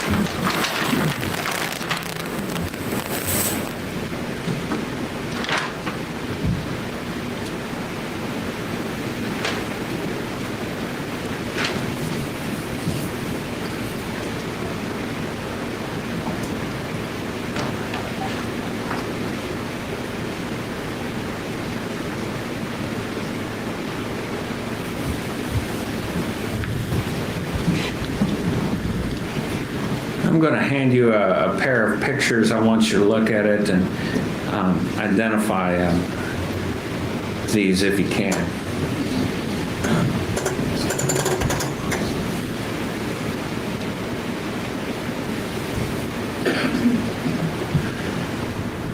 B38 and B39. Is this the chest of drawers that you were talking about? Yes, sir. All right. Now, as you can see, there are, I think, 4 drawers in those chest of drawers. Yes, sir. Okay. Now, the drawer number, if you count drawer number 1 as being the top drawer. Yes, sir. Drawer number 2 is open. Yes, sir. Okay, I'm sorry. That was the drawer that it was. I'm sorry. Indulge an old man with bad hearing. Please repeat. Oh, I said I'm sorry. It was the second drawer. I was thinking the third drawer because I'm used to dressers with 5 drawers, but it was the second drawer. The second It was drawer. the one, yes, sir. The one that was already open. Yes, sir. Okay, and into that second drawer, you could just look without seeing, without, moving things and see that envelope. Is Yes, that sir. right? Yes, sir. And in that envelope was 200 and something odd dollars? I didn't count it. I don't know. Okay.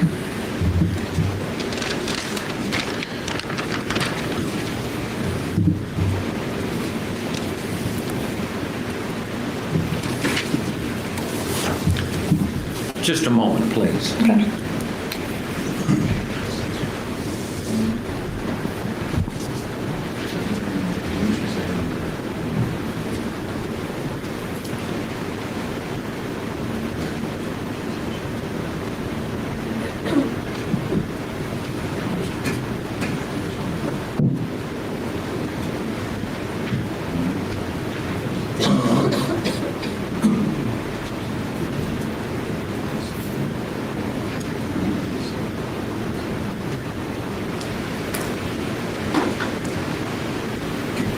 Just a moment, please.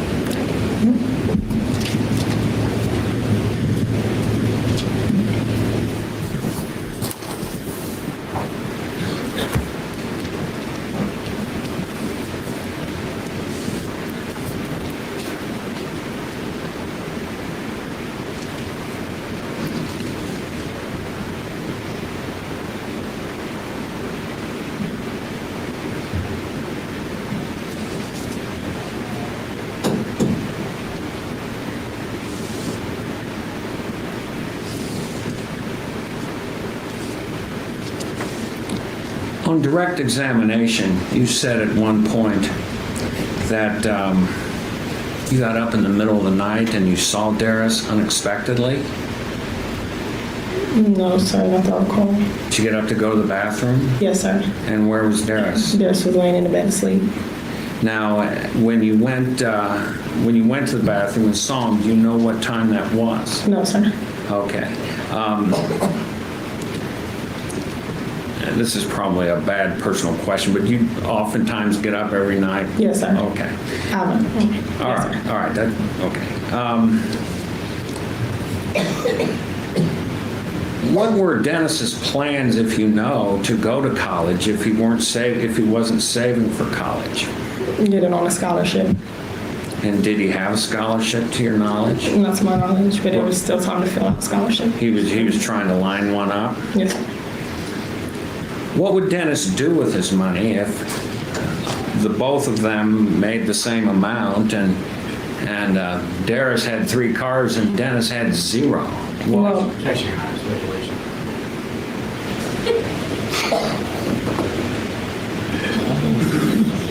think I sustained that. Yes, sir. Were you able to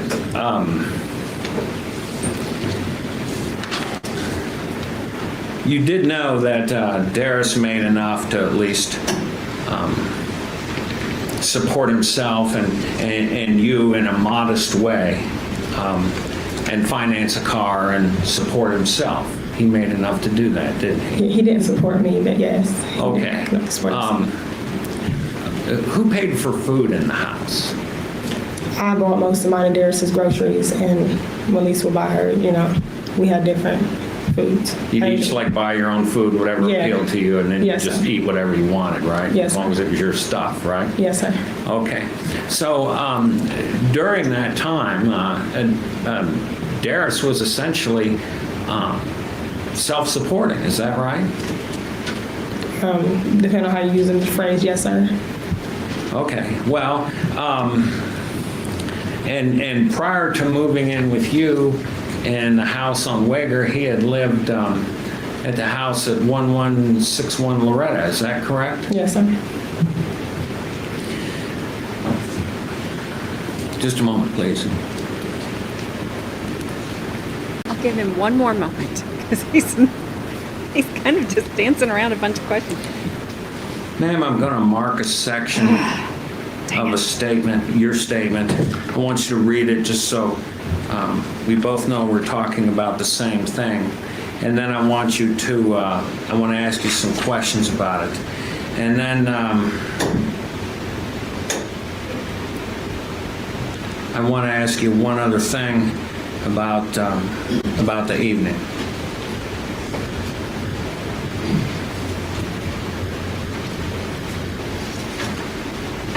Page 3.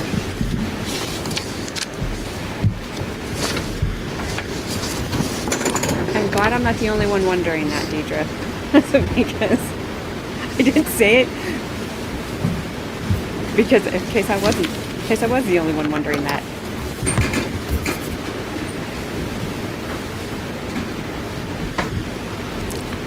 All right, now, you told Detective Phil Paley that you knew there was money in the house and that you knew Dennis was saving it for college.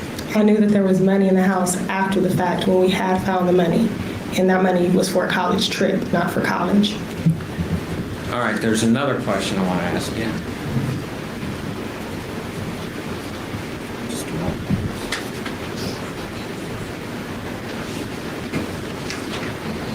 But they didn't take it.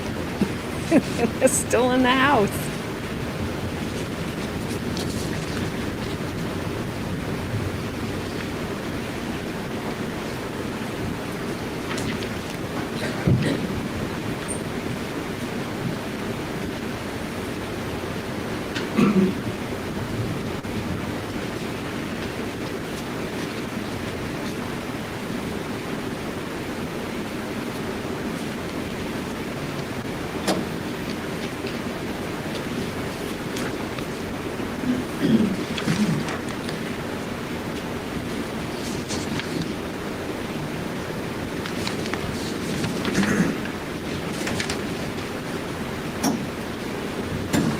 And they didn't recognize the watch, so I don't know whose watch that was.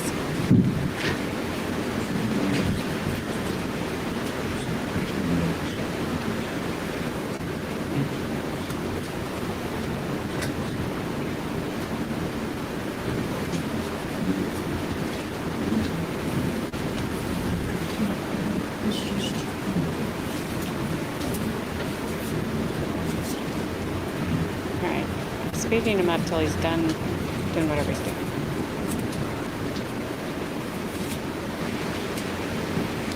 Ms. Holloway, referring to your statement again on page 4, and I'll hand it to you if you want to have a look at it again.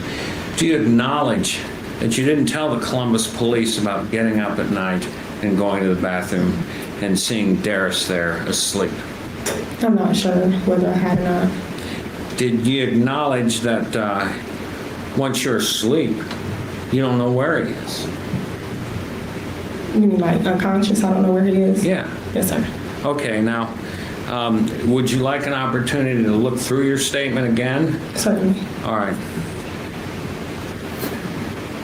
I think it's perhaps, I object in calling it her statement. She's never said this is my statement. Overruled. It's just best that you just read the whole top portion.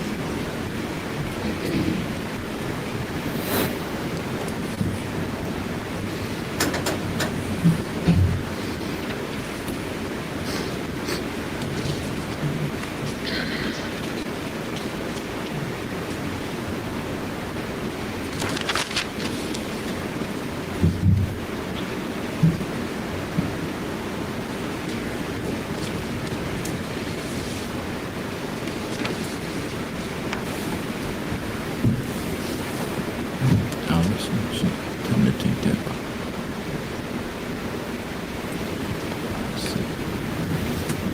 Get this to me.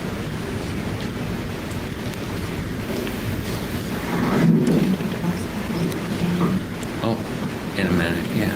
Is that a problem?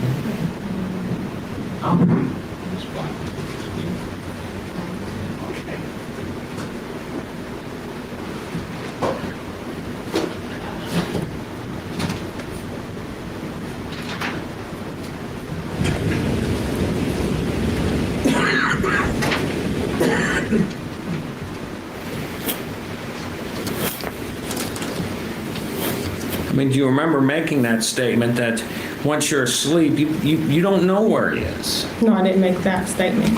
Those weren't my words verbatim, if that's what you're asking. All right. So this statement is erroneous? I didn't see that. I didn't see what you had said in that statement, sir. All right.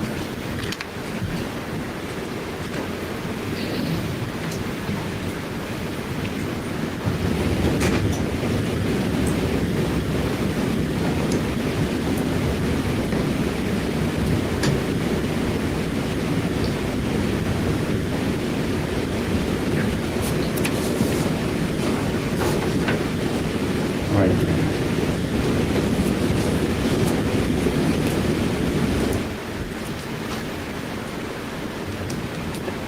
2 hours later. Yes, sir. You acknowledge that you had no way of knowing what he's doing during the period of time that you're asleep. Yes, sir. Okay. Wrong.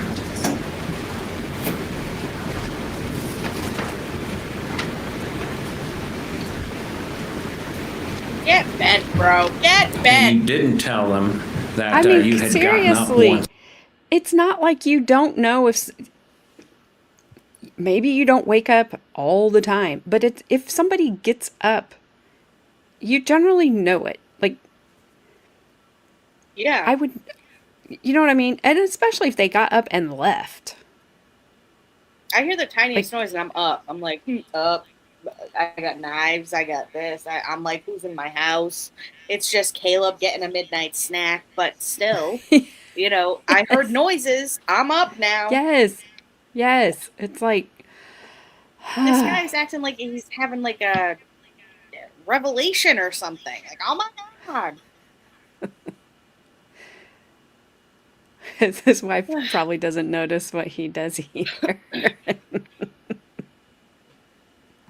Yeah, because he Bad doesn't dads do are- anything. He doesn't do anything. That's why his wife doesn't notice anything he does, because he does nothing. He sits there and probably collects stamps or something. Like, stamps only from the 1900s. That's it. No, anything above that or below, he doesn't collect, but just the 1900s. And he, like, washes them. He, like, admires them for hours. his wife knows where he is all the time. She doesn't have to worry about it. Yeah. I don't know.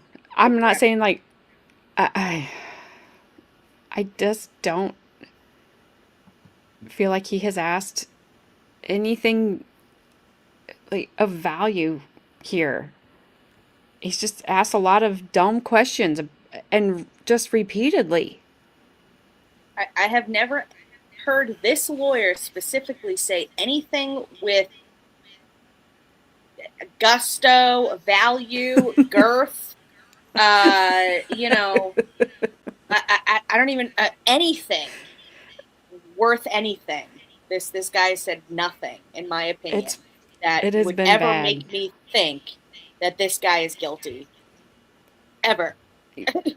Yeah, if you have a 4 your grade point average is higher than the 4.0. I know it's higher now, I think, but she had 4.8 out of a 4.0. She's not an idiot. She was going to go to Howard University. She was going to go to law. I hope she did all of it. She put her life on hold for a year because of this. Like, I just hope that she was able to move on and do what she wanted to do. It's just like, oh my gosh. I just can't with him. But good news. We're almost done. He's got to be almost done because the video's almost over. Huzzah. So let's do it. Freaking bravo. Look at the judge's face right now. He is pissed that he has to even sit in that room with that man. He's like, this guy, good Lord, when's this thing going to be over? You know? He's like, oh, if I could just have that motion for directed verdict back. I didn't know this is where it was going to go. He's like, absolutely. Do you guys also like to watch paint dry? Did you watch paint dry that day of the crime? Yes. How long did it take to dry? It wasn't extra credit Puddletown. She was taking college prep classes. That's why her grade point average was so high, and she graduated valedictorian of her class. Because she's smart. She's real smart. She's very smart, and she was very serious about school. She's getting out of the hood, not staying in it. Yep. It's going to be commended. All right, let's do it. Thank you very much. During the night, and you had seen him. Is that right? I don't recall whether you met him about. All right. Now, have you ever talked this over with Derris? As far as what? The incident itself? Which incident? Well, the incident at 1161 Loretta, the one that... Oh, with Dennis on the Yes. 18th? Yes, sir. Now, Derris told you that 3 to 5 people had entered this house. No, he did not.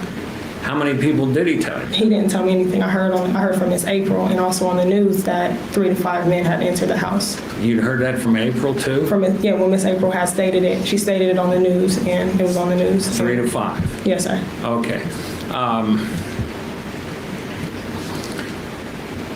Was April and Dennis pretty conscious of security? They kept their doors locked? I don't know. Okay. Dennis himself, to your knowledge, was well, had you ever you've been to the house, right? Yes, sir. You ever see the little sign that he had on his room, don't come in unless you have permission? No, sir. Now, the house on 1161, when did Ms. Lewis move out of that one? The same, the morning that everything had happened, they took her over to Diane's house. And she moved to Diane's house at 1149? Yes, sir. And who helped move all her things? It was a lot of people, mostly family members. I was there too, mostly family members. Just pick things up and carry them over two doors over? Oh, no, she got all new things. Everything that was in the house was thrown out. Okay. I mean, including the furniture and all that stuff? I don't know what became of the furniture. They didn't move I don't remember them. They didn't move the furniture out and move it into a new place or anything like Okay. that. So And you went to 1149 and stayed there for a period of time until moving up to Chatford Square. Is that right? yes, sir. Just a moment, please.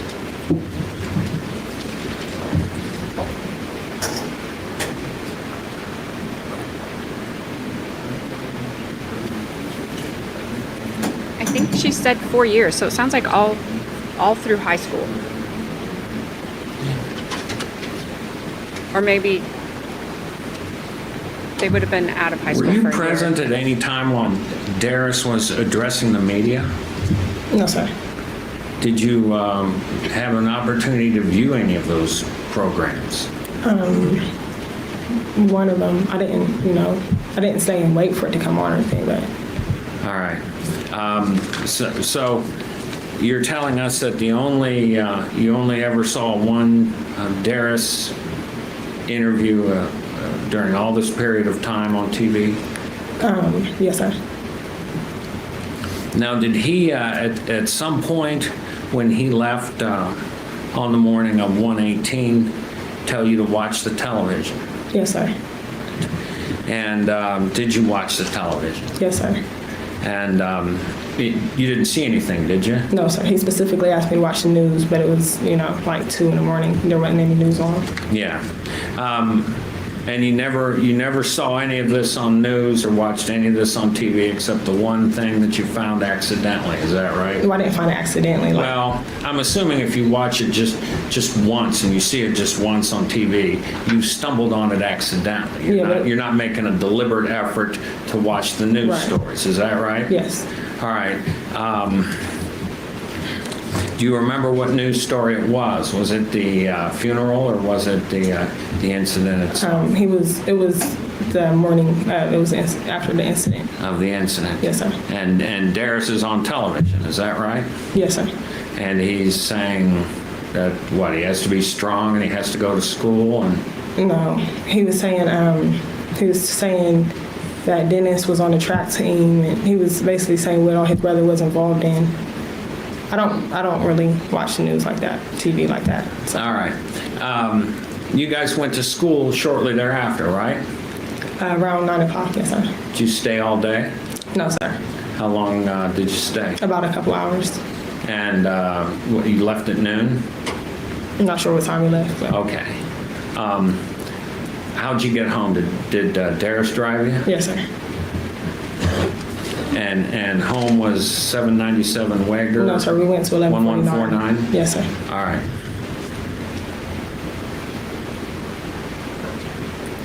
Nothing further, Your Honor. Thank you, Mr. Mitchell.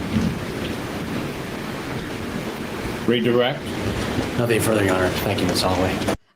Nothing further, Your Honor, because I didn't ask anything that I need to redirect on.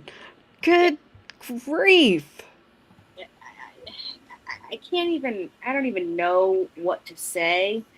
I feel like my brain is confused AF. All right? It's insane. It's like, oh, you got a feather down comforter, huh? What color was the comforter? Was the comforter in the room when you went in there? Did Derris bring in the comforter? What color was the comforter again? Was it down comforter? Who cares? Who cares? It has nothing to do with anything. See you later, Puddletown. I do hope that you get rid of your pneumonia. That is no fun. Never had it. Carmen had it. I know that shocked everyone. Carmen had pneumonia.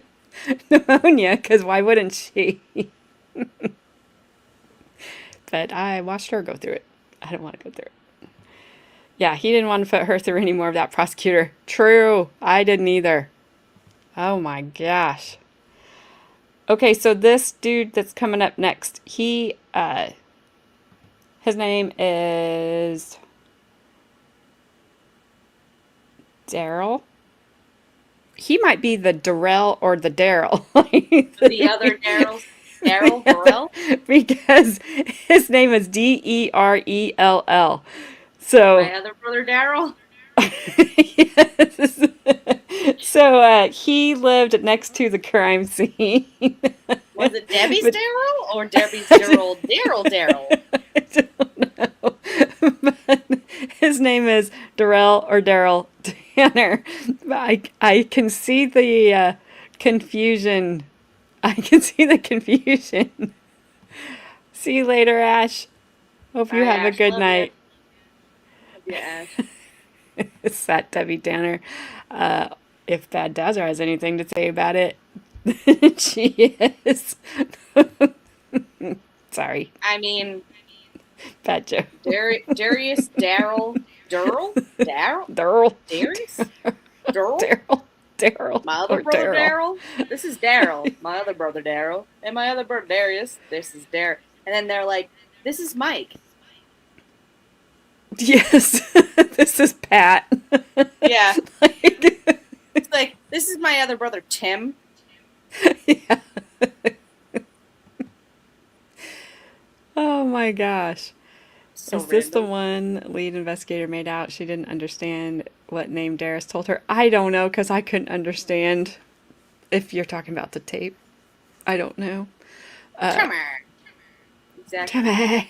Come get down, Debbie. I think he'd take it either way. Get down, Debbie. Deb.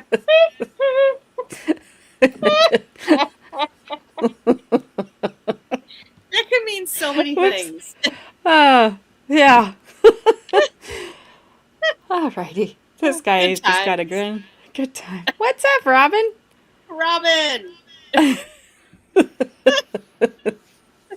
You and you and Gabby both live in the Devil's Oven. She lives Ugh. closer to the taint, just so you know. Yeah, I do. It's real sticky up here. No one likes it. Trust me. You gotta be wiggling and everything to get it off. It's horrible. No one wants that Debbie. Ayo. Ayo. I don't know. A Debbie Ayo sounds kind of nice, but a Debbie that might sound like a surprise. You know, it's like, oh, I wasn't expecting that. Excuse me. Oopsies.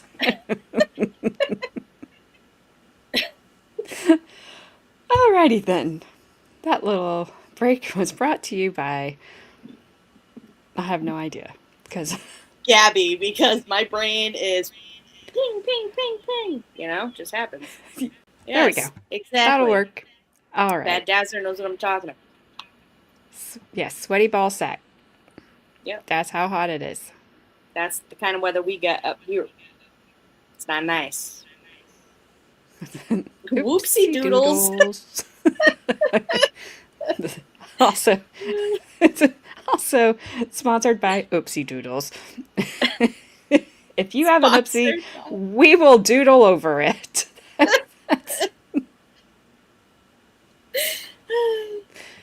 That should be a I think t-shirt. he looks good.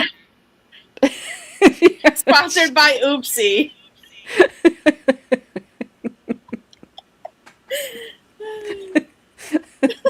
Well, that if there was a thing that could sponsor this stream, that would be the one. Because, I have those a lot. So, but I've already shared. I already got that. So we're good. We're good. All right. All right. Let's see what this guy has to say. All right. If you would, please state your name for the record, please. Derrell Tanner. You need to make sure you speak. You need to say it again. Derrell Tanner. Tanner, Yeah. spell your Derrell. last name, please. Tanner. All right. You may inquire. Thank you, Your Honor. Mr. Tanner, can you make sure you speak into the microphone? Yeah. Okay. All right. Mr. Tanner, where do you currently live? Right now I stay on 1840 Hallburn. Okay. And who do you live with? My sister. All right. And where were you living on January 18th, 2008? On Renwood, Do you remember the address on Redwood? like 34. It was No, I don't remember the address. Okay, and how long had you been living there at that time? Like 2 to 3 months. Okay. And do you recall what you were doing in the early morning hours of January 18th, 2008? Yeah, What were you doing? I was sleeping. Okay. And what do you recall from that evening? My cousin and my brother woke me up and let me know something was going on outside. And Okay. I looked outside. All right, please speak up so everybody can hear. Why don't you scoot up a little bit, and you need to keep your voice up so they can hear. We have a microphone there, but they need to hear you, all right? Yeah, sure. And I'm going to ask you again, sir, just so it's clear. What do you recall from the early morning hours of January 18th, 2008? I was sleeping. My brother and my cousin woke me up because something was going on outside. Okay. And what did you do when you heard that? I looked out the window.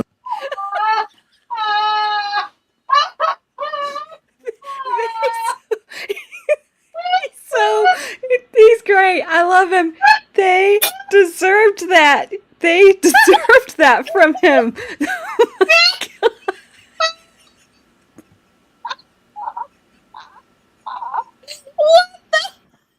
I'm dead. Like, R.I.P. me. This is friggin' hilarious. I was sleeping, sawing logs off in dreamland. And I'm breaking till morning.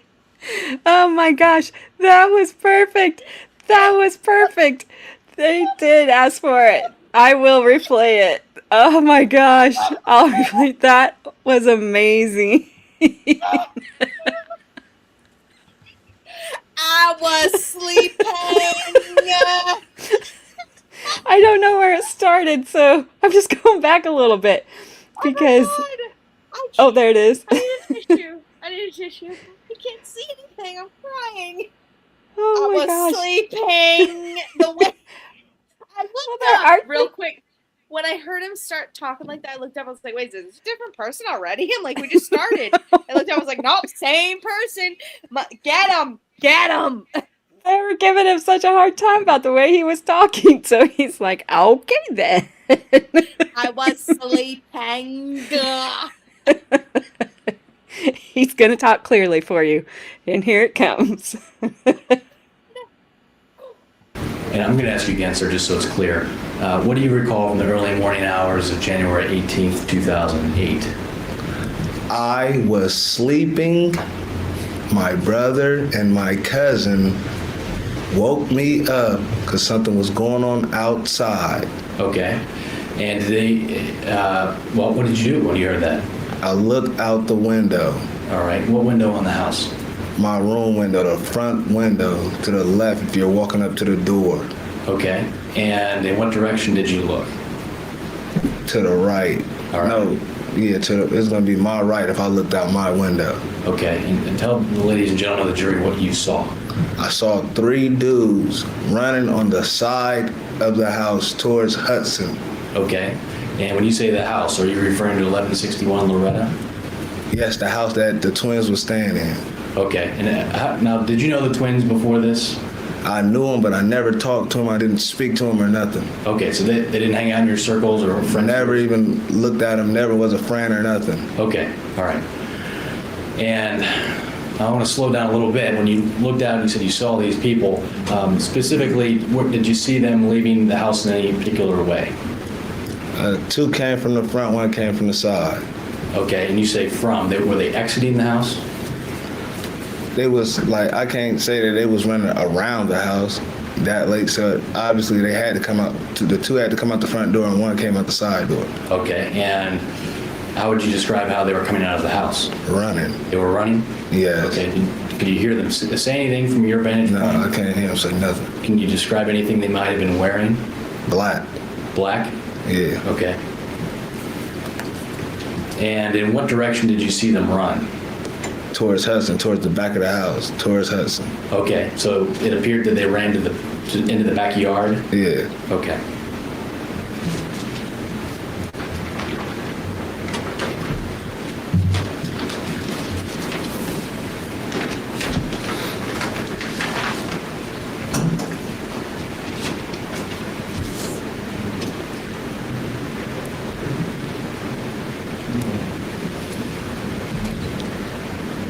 AJ, right? I can't believe Ash missed that.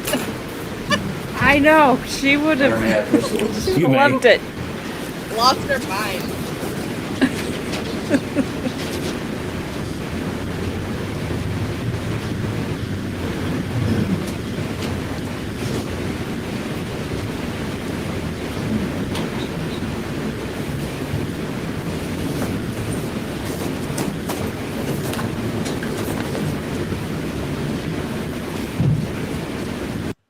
Oh my gosh, I just realized I still have him sped up. I still had it sped up. So he said that even slower than. Oh my god, AJ. That would have been even more funny. Slower, he would have been like, I was sleeping. I put it back. So I know about where it was. When we get done, we'll go back and listen to it in normal speed. my So I've got it on Lord. normal now. I mean, I needed that after the other lawyers questioning. I needed this witness because Me man, too. Me too. I But looked up yeah, so I- fast. I was like, "What did he just say?" I didn't have it sped up a ton, but I did have it sped up. So it's normal now. Oh my god! Okay. How did the people who woke him up know there was something going on next door and in time for him to see the dude's leaving? I ain't buying what he's selling. Who's he covering for? I don't know. Derrell might be better than Mikey D. Ooh. I don't know. I don't know. We I don't could have, know. like a face-off. We could have a Yep. face-off. They might be about even. He had to That was force good, Gump it though. just so Yep. they could understand. Yep. I just kept running.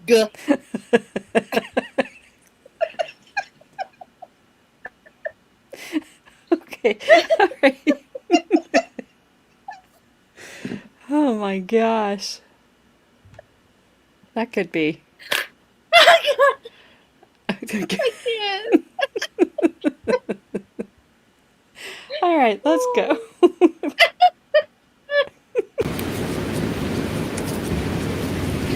Okay, Mr. Tanner. Man in you has been marked as Defense Exhibit 7A. Do you know what that is? Do I know what this is? Yeah. What does that appear to be? The house? That's the house you saw that night? Mrs. Tanner, we can't hear you again. I'm sorry. I know you're not used to this. Do your best, okay? It's the house. Okay, all right. And is that an fair and accurate depiction of what it looked like from where you were staying? No, it was a better view from where I was It standing. was actually better? Yeah, and these trees that's on the side of the door was not there. Okay. All right. May I publish this picture to the jury, Your Honor? Any objection? No.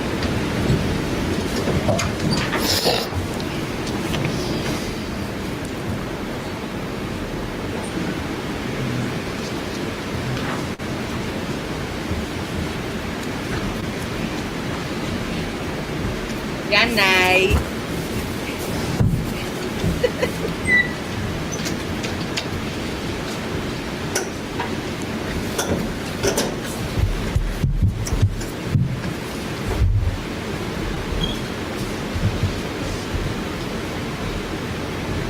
Gross. Don't yuck.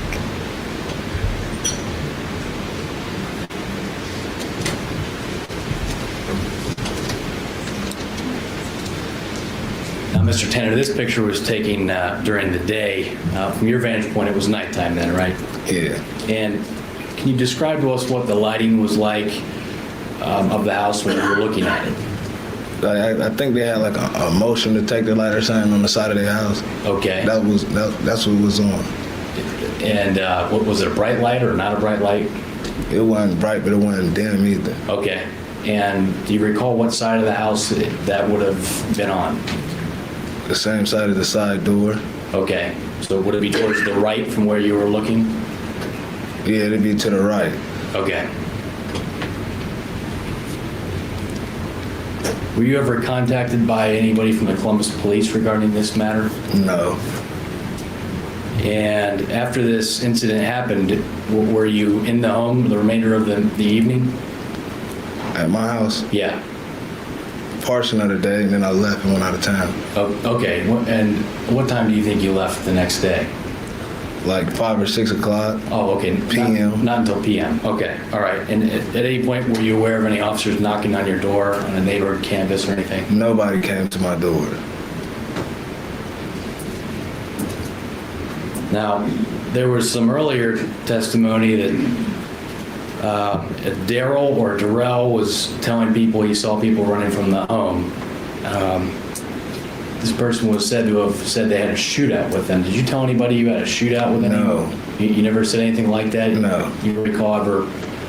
No, I don't. Okay. Were you even outside the house when you saw this? No, I was in the house. Okay. All right. One moment, please.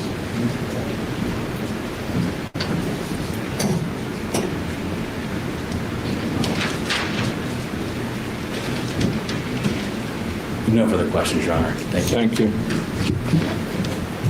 Thank you. Cross-examination. You may cross. Rule 16, please. When they start talking about Rule 16 or 16 BG1 or GB1, it means that if a person has made any previous statements in writing, etc., once they testify, the other side is entitled to review it, take a look at it before conducting cross-examination. So that's all he's asking for. It's a procedural matter to ensure that the other side complies with it. You may proceed, counsel.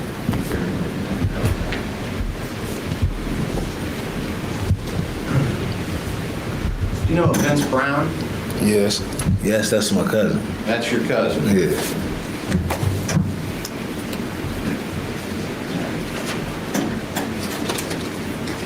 Who did you tell about what you saw? Nobody.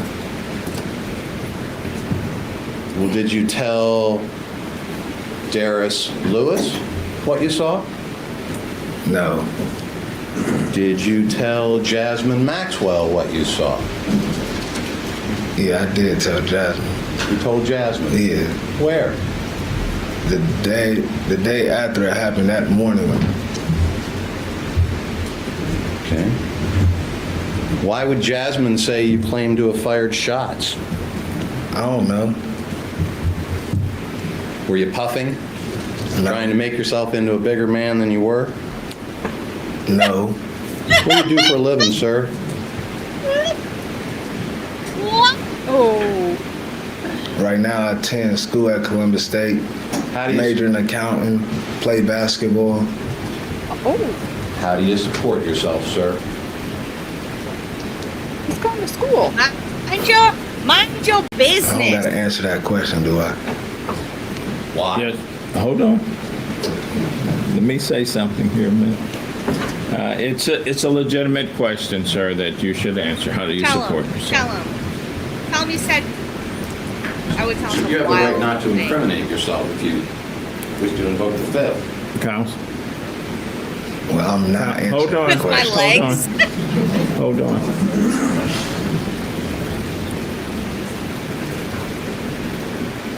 Next question, I'm not answering that question. Well, then, Hold on. Hold on. Mr. Tanner? Hold on. Counsel approach. Mr. Tanner, Yeah, dude. hold on. We don't need a red rum in the courtroom here. Just No, legit chill. though. Just I mean, shut the beep. Who is this lawyer? Get him the F out of there because he is horrible. So, Jasmine wasn't Dennis's girlfriend, was she? No, wasn't it that girl that was on the stand? No, that was was his Derris's girlfriend. That was the defendant's There's too girlfriend. many D's. There's too Yeah, many there's- D's involved. There's at least triple D's. You know what I'm saying? I can't either. Too many I D's. can't. But I mean, he's going to school. He's majoring in accounting. He's got to make money so he knows how to do his homework. I I don't know how he's But making still, money. that's such a shitty question to ask somebody. First of all, one, it has nothing to do with this trial whatsoever. How he makes his money. Absolutely. It was just to It has make him nothing look to do bad. with any of it. Yeah, absolutely. Not as big as you were is what I heard this lolly saying as I was finishing cooking my steak, and I was like, hell nah, sir. I heard this I guy like go in this. his head, I'm going to cash you outside. How about that after this? How about that? 'Cause I You heard know- you waiting around the corner for this, mother. If him and Tooth Capone from Anne Montgomery's trial got together, there would be no one would be safe. Like, Dude, Tooth Capone, effing legend. Tooth Capone, come on now. yep. I mean, oh my gosh. Yes, Toofus. Tooth. Toofus. Tooth. He's a criminal now. He's put himself at the crime scene. Well, he lived next door.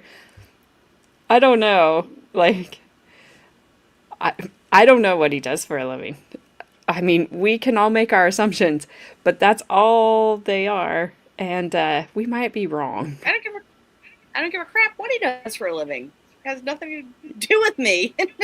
Yeah, I don't know. I mean, it could be, like, maybe they were supposed to hit him. Maybe that's why he left town. I have no idea. This guy could be just a, everyday accountant now. I have no idea. He could be doing accounting for the courthouse. I like them apples. You stupid Squidward lawyer. How do you like me now? He's got his gold chain on. Okay. I don't know, but I like his answers. He's I just love sitting his back answers. like, ask me another. Just go ahead. Yeah. I don't think they expected him to be in school. I don't So- think that they expected any of these kids that they called on stand to be educated whatsoever. And guess what? They all are. So, absolutely ridiculous. She was, yes, she was the one that told the rumor about the culprit to school, to somebody. You're probably right there with the school security. I just couldn't remember if that was Dennis's girlfriend or she was just somebody that he apparently knew. I don't know. But he told her, we don't call it whatever you called it, Haley. We call it telephone over here. What'd you call it? What'd she call it? Chinese something. Chinese something. What? You know, like see you play the that. game. Chinese whispers. You know, like when you play the game of Nope. telephone. Yep, nope. Don't ever say that if you come over here either. We Nope. just call Absolutely it telephone. But point taken. It- The the it- whisper people thing. embellish. Yeah, the whisper thing. People embellish, especially in situations like that. They want to be involved. They want to be important. They want to seem like they have information, even if they don't. And they want to be, I solved the crime or whatever. So who knows what he told her? Who knows what she added in herself? And then who knows where the truth Even lands in all that. Even the judge knows this lawyer's got to go. He's like, excuse me. He turns to the witness. He's like, wait a minute, sir. Wait a minute. Wait a minute, sir.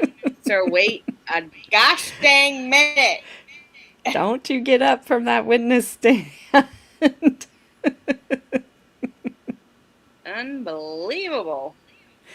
Hello, Sarah. Oh my gosh. All right. Let's go here. This has been the best witness. And I'm telling you, It's been- tomorrow we get another good one. So Awesome. at least part of what I saw, it was funny. She was not funny, haha, but she was just as snarky as this dude. I love it. Now bring in Afro Man Yes! as a character witness. Yes, please. please. Oh, that would be the cherry on the lemon pound cake, let me tell you. I was going to say, only if you had some lemon pound cake. All right, here we go. Allison, go. Let me make a record here.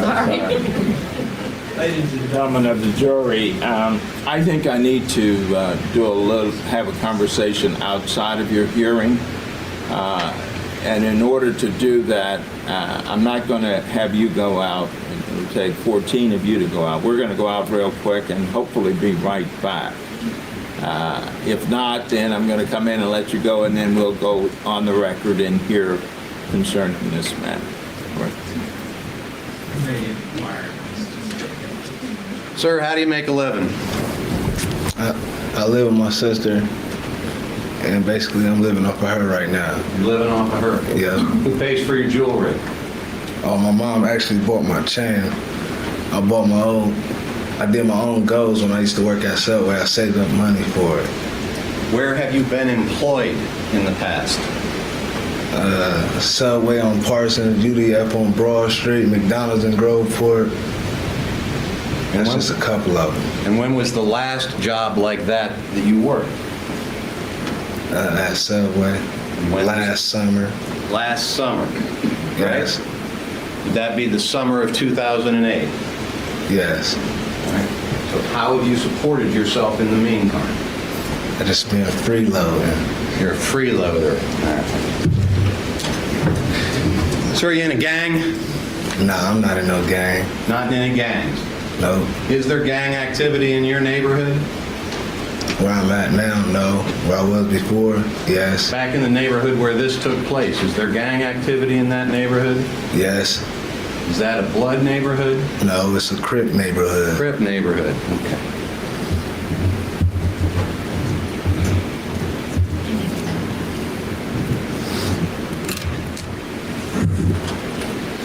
Indicated, if I might approach the witness. You may. You have shown Defense Exhibit 7A. Is that right? Yes. And I believe in looking at that, you said that's what you were looking at in the early morning hours of January 18th when your cousin and someone else came in your house and woke you up. No, they didn't come in my house. They was already in my house. Okay, they were in your house at that point? Yes, they was in my house. In your house. So they weren't outside before this? No, I said they came in my room and woke me up. Okay, so the two people that came in and woke you up, to your knowledge, had not been outside? No. They came in to tell you something was going on outside? Yes, because they heard the commotions. They heard the commotions. Did they tell you what commotion they heard? No, they just said something's going on outside. Something's going on outside. All right. All right, so this would be 1161 Loretta, the White House in the middle of this picture, correct? Yes. And you were talking about some trees causing you a problem. What trees are you referring to? I never said they caused me no problem. I said they was not there, and I'm talking about these trees right here. Where are my fingers at? You mean these little shrub bushes? Yes, they was not there. So Okay. actually, that was a better view for me laying in my bed looking out the window. Okay. You would agree with me that these little shrubs don't obstruct your view of that door, They right? could at night. Could at night. If they don't obstruct your view during the day, how do they obstruct your view at night? It could have been in the way. Could have been in the way. All right. Where were you living? On Renwood, the Brown House. Don't remember the address. I wasn't there long enough to remember it. Okay. And who were you staying there with? My mom. Your mom. Freeloading off your mom. Nah, that's when I was working. That's when you were working. All right. Silly. State's Exhibit 7, or Defense Exhibit 7B. Do you recognize that? Yeah. What's that? The house that I was staying in. Okay. Which house? There's a number of houses in that picture. The house right? in the middle, the brown one. Brown one in the middle. Okay. It has the fencing in front of it, like a No, that's a porch, a porch. patio. But it's fencing around the porch or the patio. Yes. All right. So that's the house we're talking about. What window did you look out of? This window right here. Which window? Okay. Are you pointing to the window that would be to the left, farthest to the left on the front of the house? Yes. The one in the middle is a door. The one in the middle is a door. And you never went outside, right? No. The next morning I went outside. All right. Were there still police around? Yeah. I mean, there was a lot of police around that night, right? Yeah. And they were still around the next day? Yeah. Okay. Did you go up and tell them what you saw? No. Why not? Why would I just walk up to a police officer and tell them what I saw? Are you afraid of police officers? They're not my friends. Why not? Because they're not Because my of the friends. lifestyle you've chosen? It might be. Might be. All right, so you never told the police about this? No. And you told Jasmine that you saw 3 people, Yeah. but if Jasmine's saying you said you shot at people, that's not true. If I shot at somebody, the police would have came to my door. Now, you would agree with me that that's a distance of what, 80, 100 yards? From their house to my house? Yeah. 50, you tell me. You live there. I don't know. I ain't measure it. Well, would it be longer than this courtroom? Yeah, probably. Probably. Maybe twice as long as this courtroom? I mean, give me your best guess, sir. You're the witness. About 50, 60 feet. 50, 60 feet. Yeah. All right. So you're observing these guys run out the door from 50 to 60 feet. I ain't blind. Is that what you're telling me? That your bedroom window is 50 to 60 feet. He said blind, not blonde. I am sure of it. Just so nobody gets offended. From the side and front doors that you saw these individuals running out. I don't know. I didn't measure it. What were they wearing? You said dark clothing, right? Yes. Or did they have masks on? They had toboggans on. Okay. Might have them rolled up. Okay. Did you see weapons? Nah, I didn't see no weapons. You saw 3 people run out of the house during the time you were looking, right? Yeah, that's the time that I was looking. You don't know how many people may have run out of the house before you looked. No, I don't. And you can't identify these people in any way, shape, or form, right? No. I mean, if they were sitting right here in this courtroom, you wouldn't know it. No, I wouldn't. One moment, please. Thank you, sir. I don't have any other questions. Thank you. Mr. Neiman, No further questions. redirect. Thank you, You may Mr. step Tanner. down, sir.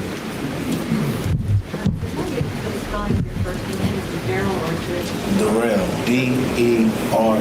Derrell. My favorite witness so far.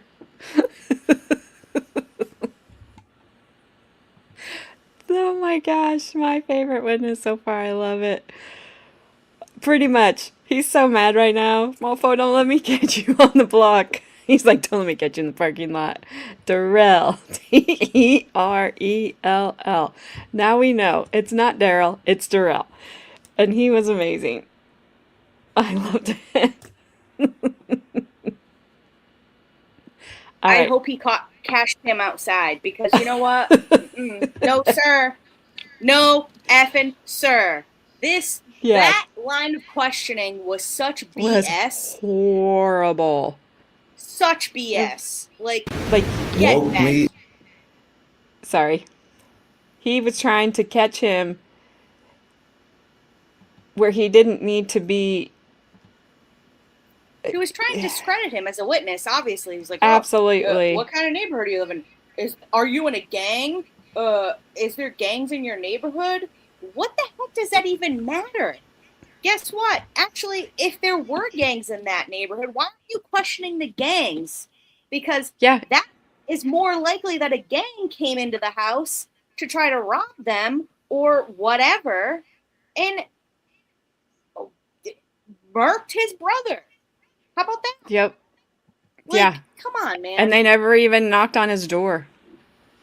They never even asked him. And he lived next door. So he said 50 to 60 feet. I have no idea. But, you know, a lot of those houses especially in the city, They're close. they They're are close. so freaking close together. You can pass somebody some sugar if they're out. Like, you don't even have to leave your house. They can just knock on your window and be like, can I borrow some sugar or toilet paper or whatever? And you're like, sure. I don't even have to get up. Here it is. Like, I mean, insane. Oh. Under 100 for Oh, man. I don't think he is a gang member. I don't. He's actually going to college. He's going to be an account. He was going to Columbus State for accounting, and he was playing basketball. And he went, I was sleeping. I rewound it, I put it back because it was hilarious. I gotta hear it one more time. There's tons It's so- of people who live in the projects, guess what, who aren't a part of gangs, who actually want to get out of the hood, who actually want to better themselves. So Absolutely. how about we don't stereotype, and how about we don't say, well, guess what, that's his Sunday best. Guess what, he's wearing a red shirt, so he must be in a gang. Guess what, you don't effing know. Crap. So stop stereotyping this man, and you know what? Listen to the facts. Jeez, Yeah, I'm sorry, but that just like pissed me off. They are all. If you were going to judge them, which we're all Yeah. guilty of doing, you're not going to judge them as being the things that they actually are. I hope he's a huge accountant right now. I hope he has 1,000 gold chains. His mom bought him that, for crying out loud. And he's like, I when don't you're give a freeloading crap. off your mom? No, I wasn't freeloading off my mom. That would be silly. I'm freeloading off my Clearly. sister. Yeah, clearly he said that to be an asshole to the friggin' lawyer, because he kept asking him stupid ass questions. Oh, what were you doing there? I was freeloading. Yeah. He's stereotyping him. He was trying My to. brain This can't comprehend why people I don't mean, and so- understand that. But So did we, because when he wouldn't answer the question, where did we all go to what he was doing? Selling stuff, dealing, and he's like, he just didn't want to admit he was freeloading off of his sister. okay, he said he was in school. He said he was going to be an Yeah, accountant. he's like, What does it I'm matter? freeloading What does it off of matter? my sister. That's what I'm doing. That's what he didn't want to say. It's like- he's like, oh, you didn't want to go to the cops? No, because No, of this crap why right would here. I? It was a bullshit question.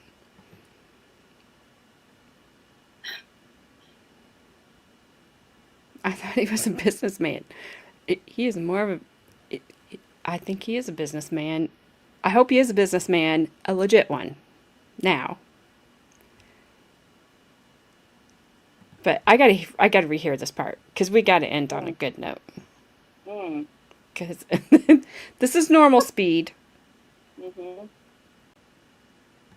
It's probably maybe not much different because I didn't have it a ton, but I did have it sped up. Why don't you scoot up a little bit, and you need to keep your voice up so they can hear. We have a microphone there, but they need to hear you, all right? You don't start that answer over again. Yeah, sure. And I'm going to ask you again, sir, just so it's clear. What do you recall from the early morning hours of January 18th, 2008? I was sleeping. My brother and my cousin woke me up because something was going on outside. Okay. And did they, well, what did you do when you heard that? I looked out the window. All right. What window on the house? Okay. I mean, he deserved that answer. Like, He did. Oh my gosh, he He wasn't- deserved it so much. he wasn't talking soft. at all. Like, I could physically hear he was a perfect volume, you know? Oh, man, that was hilarious. Was the best. I was sleeping. I was sleeping. I don't know. I don't think the defense attorney was he. I didn't get the vibe that he was trying to talk down to him as much as he was just trying to get him to be like, you need to talk loudly and clearly, because that guy over there can't hear you. He can't hear anything. But he wasn't the one complaining. He was trying. The guy, it was the other lawyer that was complaining about not being able to hear him. The defense attorney was telling him, you need to speak up. And then the judge was told him. That's how I think happened. I can't see it, but just their voices, I think. Not as much, but I thought he might have been. The judge asked him to talk louder. And then he did. Bobby, stop it. And then he did. And that was great. It was glorious. Like,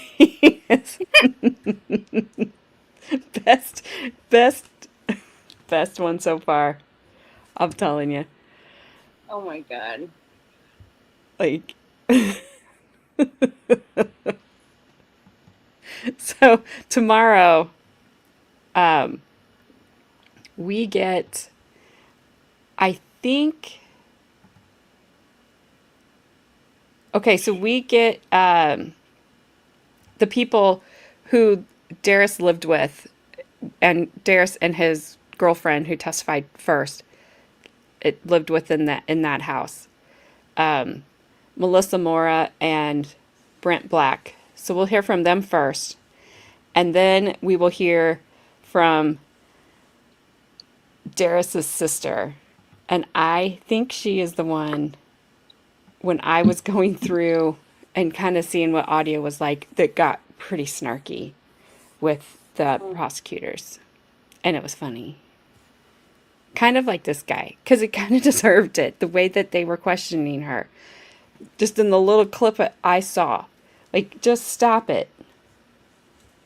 It's so annoying.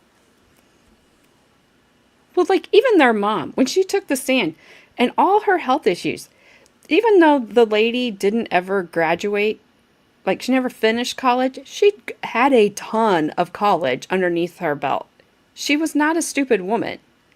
Well, not just that, but she is still a friggin' human being.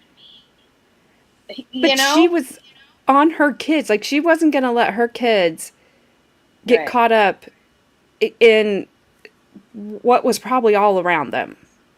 Right? So, yeah. I think she was, she said it. When they came in and wanted to know where the money was, she said, we're poor. Like, we don't have anything. Right. There's nothing here. So, but she was struggling. She struggles with all her health issues, but she still wanted her kids, like, to be productive people in the world. And I think she succeeded. I don't know. Obviously, one is not here anymore. I think that most parents want their kids to succeed.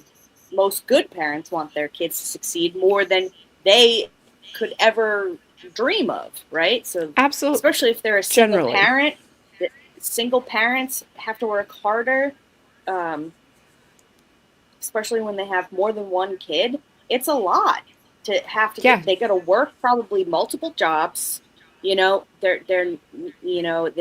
have to push their kids a lot to become better than what they are. And she couldn't anymore. Yeah. So, they're working. Hopefully, I'm sure she was getting assistance because she clearly deserved it and needed it. And, but there are some bad parents out there. We've seen them. We have played their trials. I know at least two. So, it's like,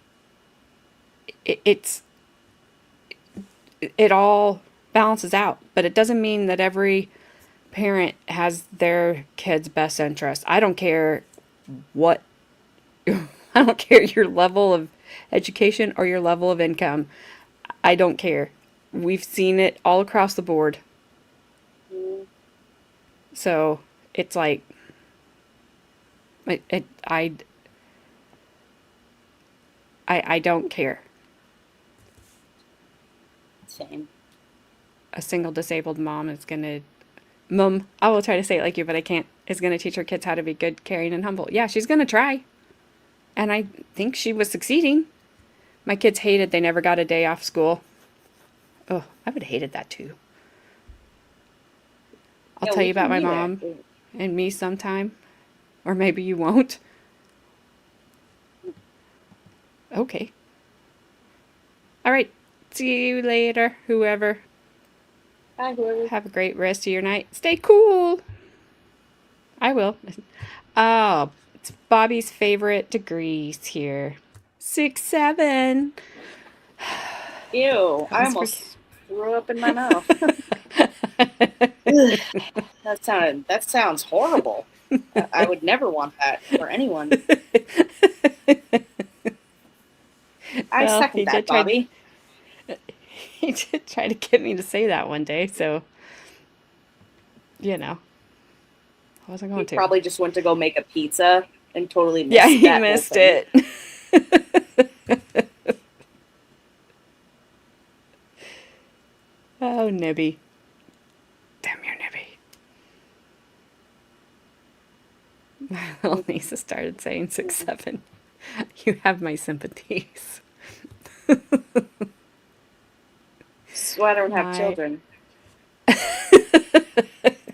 My sister-in-law, her husband, and their grandson, they're just 6, 7 all the time. They made Christmas lights outside their house that said 6, 7. I was like, oh my gosh, Ah. seriously? He'll come back with a feral cat. He might. He might. Oh well. Well, like Carmen, he'll come back with a feral squirrel. Squirrel, jellyfish, whatever's laying Black in the Widow. road. You know? Yeah. It was so funny. Yesterday, Brandon was like, well, what would you rather deal with? A raccoon, a squirrel, you know? And I'm like, I don't know, because, you know, those things could hurt you too. This was not going to hurt us. And even if it bit us, it's a little teeny tiny mouth.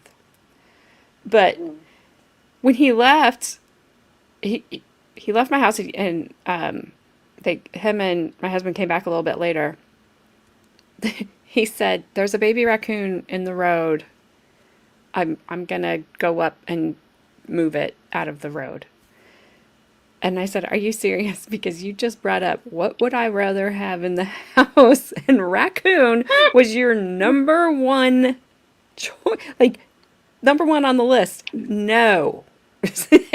Oh, And so he got. If I could have a pet, I would totally pick raccoon. Well, yeah, but they can hurt you, and they can drown Yeah, but dogs. if No, they're mean. if they're domesticated, they're, you know, they just basically sit next to you, get fat, and eat popcorn with you while you're watching movies with them. You know, they're trash Yeah. pandas. They are, and I don't want one. I've got 2 dogs. I would have But it like was gone. 7 of them if I could. It was gone. Hey, they got hands. Oh, They got, the raccoon. yeah, they can do work. They're going to live here. You're going to earn your keep.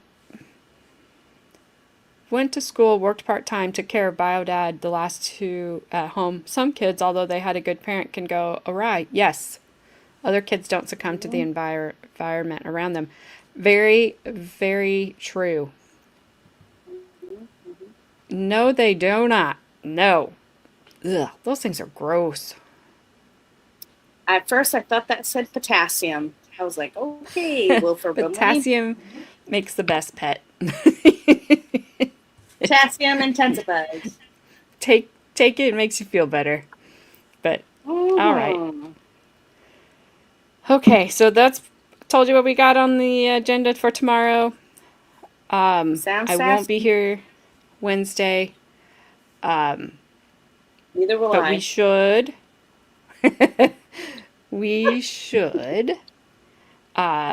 finish up with the defense on Thursday, go into, and then that'll leave us with just a couple days. I know the holiday weekend's here, so on Monday I will not be here because it's barbecue time, maybe. Well, that It stinks doesn't- because Caleb's camping, so I'm home by myself. Oh, well, if it gets called off, then maybe I will. But then we have two state rebuttal witnesses before we get to closing, so we will finish this next week. I had hoped to finish it this week, but I missed that 1 week. So that's why I kind of shifted things around to try to get it a little bit caught up. But No. that's the plan, and that can just go out the window. Yeah, Gabby unsupervised, and but she won't be here. Dang it! No, I won't. And you guys will never know what I'm doing.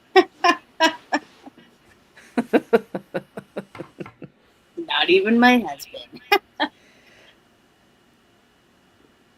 What are you saying? I'm probably going to get a bunch of chocolate and just face all of it. Just eat it all. Sit on my couch and do absolutely nothing. Possums can't get rabies, but they get sick. We had one in our yard one time, and he came out during the day, so we knew something was wrong with him. But he came out in the day, and he'd be walking around our yard. He looked like Stevie. He had if he had a disease, it was Stevie Wonder disease, because he would he would be walking, and then all of a sudden he'd be like, he'd just start walking again, and then it was like, I was like, there's something wrong with him. He's got to go. It's like he's just trying to play the piano. What's happening? I don't know. Why does he have tiny sunglasses on? What is happening? He needed them. He needed them because we gave him a couple of times. Like, okay, we saw you twice now, and you still are walking around the yard and stopping every few moments and doing that movement with your head. And I don't know what's wrong with you. I don't want you to get any of my animals sick, and I really don't want you to be suffering. So my husband put him out of his misery, released his inner Stevie Wonder to the possum universe, as hilarious. it were.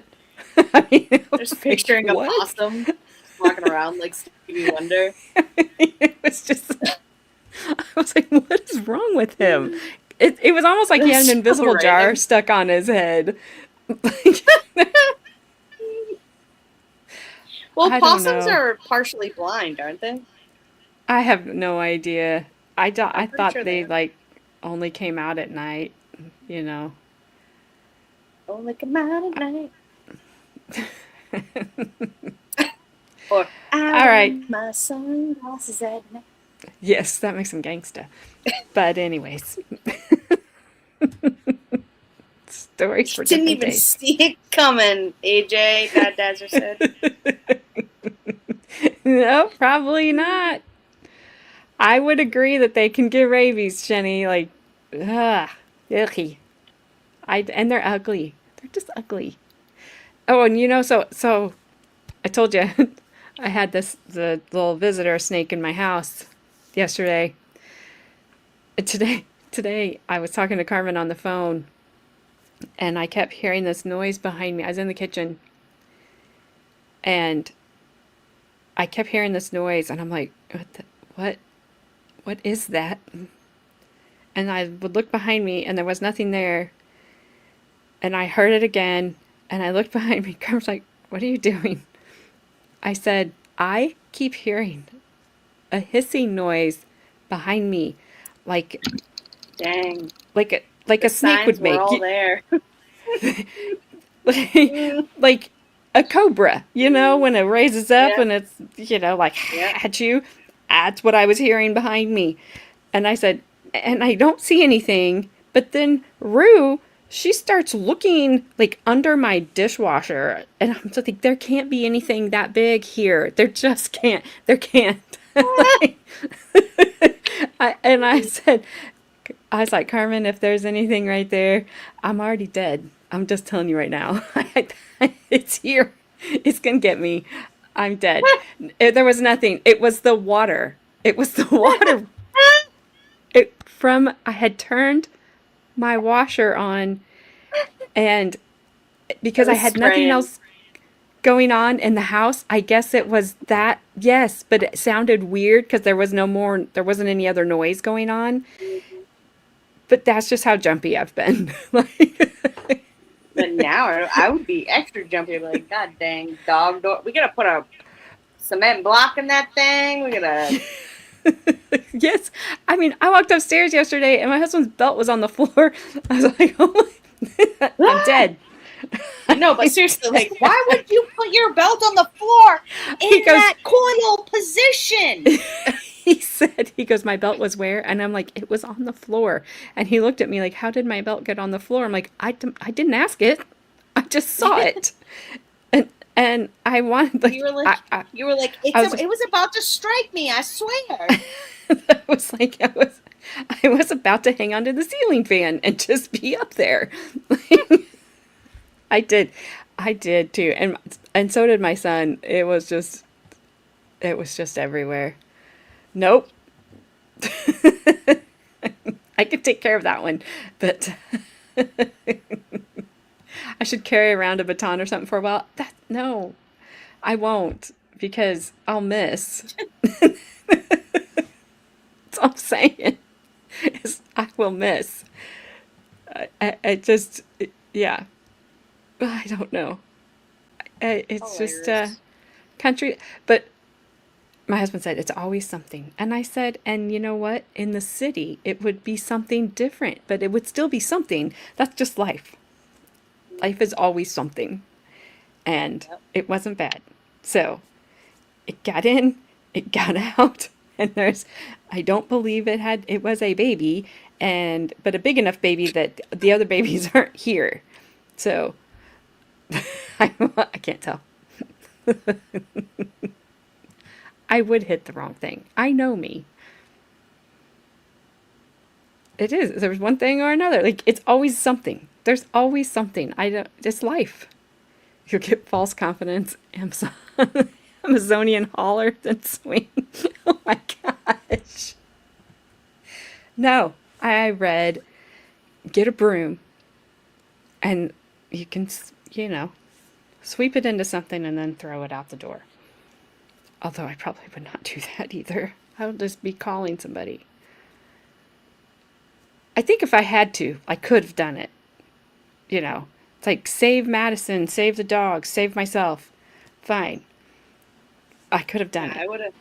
I would have put like a bin over that thing and put like, I don't know, a full entire rock on top of it so it couldn't scoot off the table.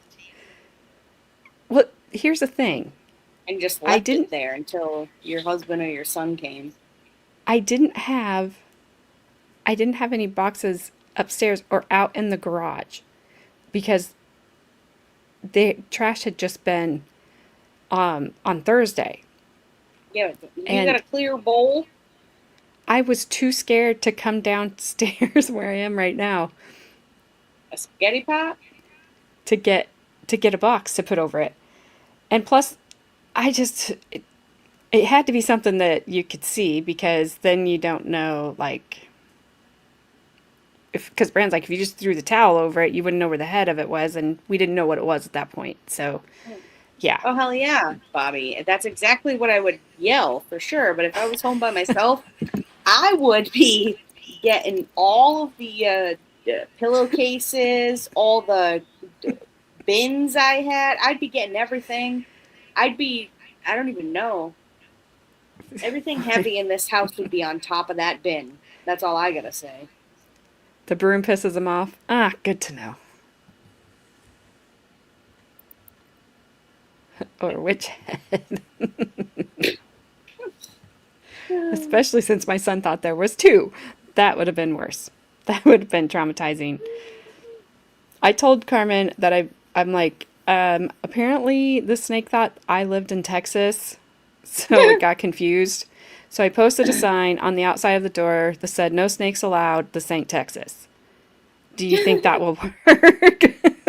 No. That's this is where, guys, this is where Carmen gets it from, right here. Okay?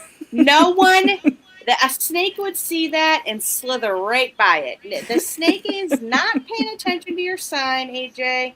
The snake does not care. Okay? I would not leave my house, Bobby, because I'm not that person who just whacks a spider and then all of a sudden the spider falls and now you can't find it. No.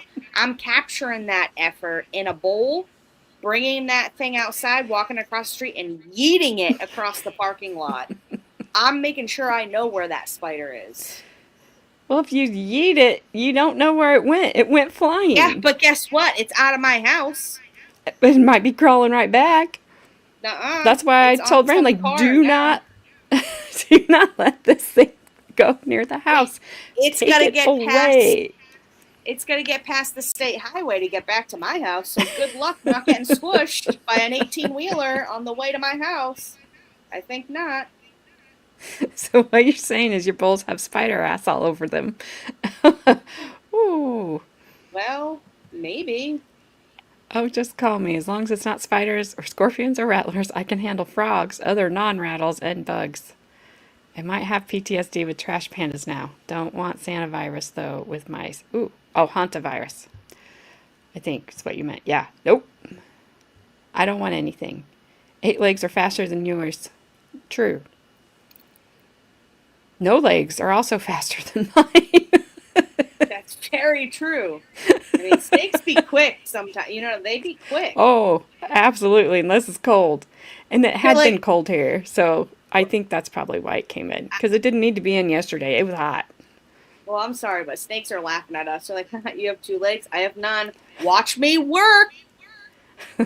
I did, but I think it was a typo. Santa virus? I think she meant the hantavirus, not the Santa virus. Never mind, you're on your own. Just like, bye. Good luck to you all. All right. On that note, good luck to you all. I will see you guys, or Gabby and I will both see you guys tomorrow at 6 p.m. I gotta tell you, all the black cords around me have just been messing with me all night. I just can't. You gotta wrap all your cords now in like neon bright, like little, you gotta tag them with a little thing of duct tape to make sure you know once you see the duct tape, it's not a snake. Yeah, I'm just gonna write "not a snake" and put it down the cord. Yep. Alrighty then. That's it. All right, you gotta go to Grandma's. See you later. See ya. Hot mannequin love is kinda uncanny. Click, like, subscribe, ooh, piece of candy. Looking for my spotlight, chasing my vibe. Still looking for my credibility online. Ooh, hot mannequin love, candy on the floor, don't pick it up. Chasing all the clicks, chasing all the views, credibility's hiding, but I'm bringing you the news.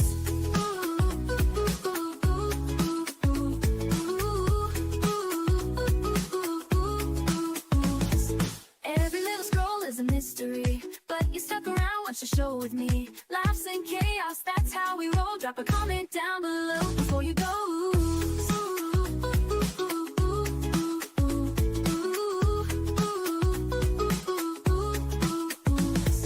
Every little scroll is a mystery, but you stuck around, watch the show with me. Laughs and chaos, that's how we roll. Drop a comment down below before you go.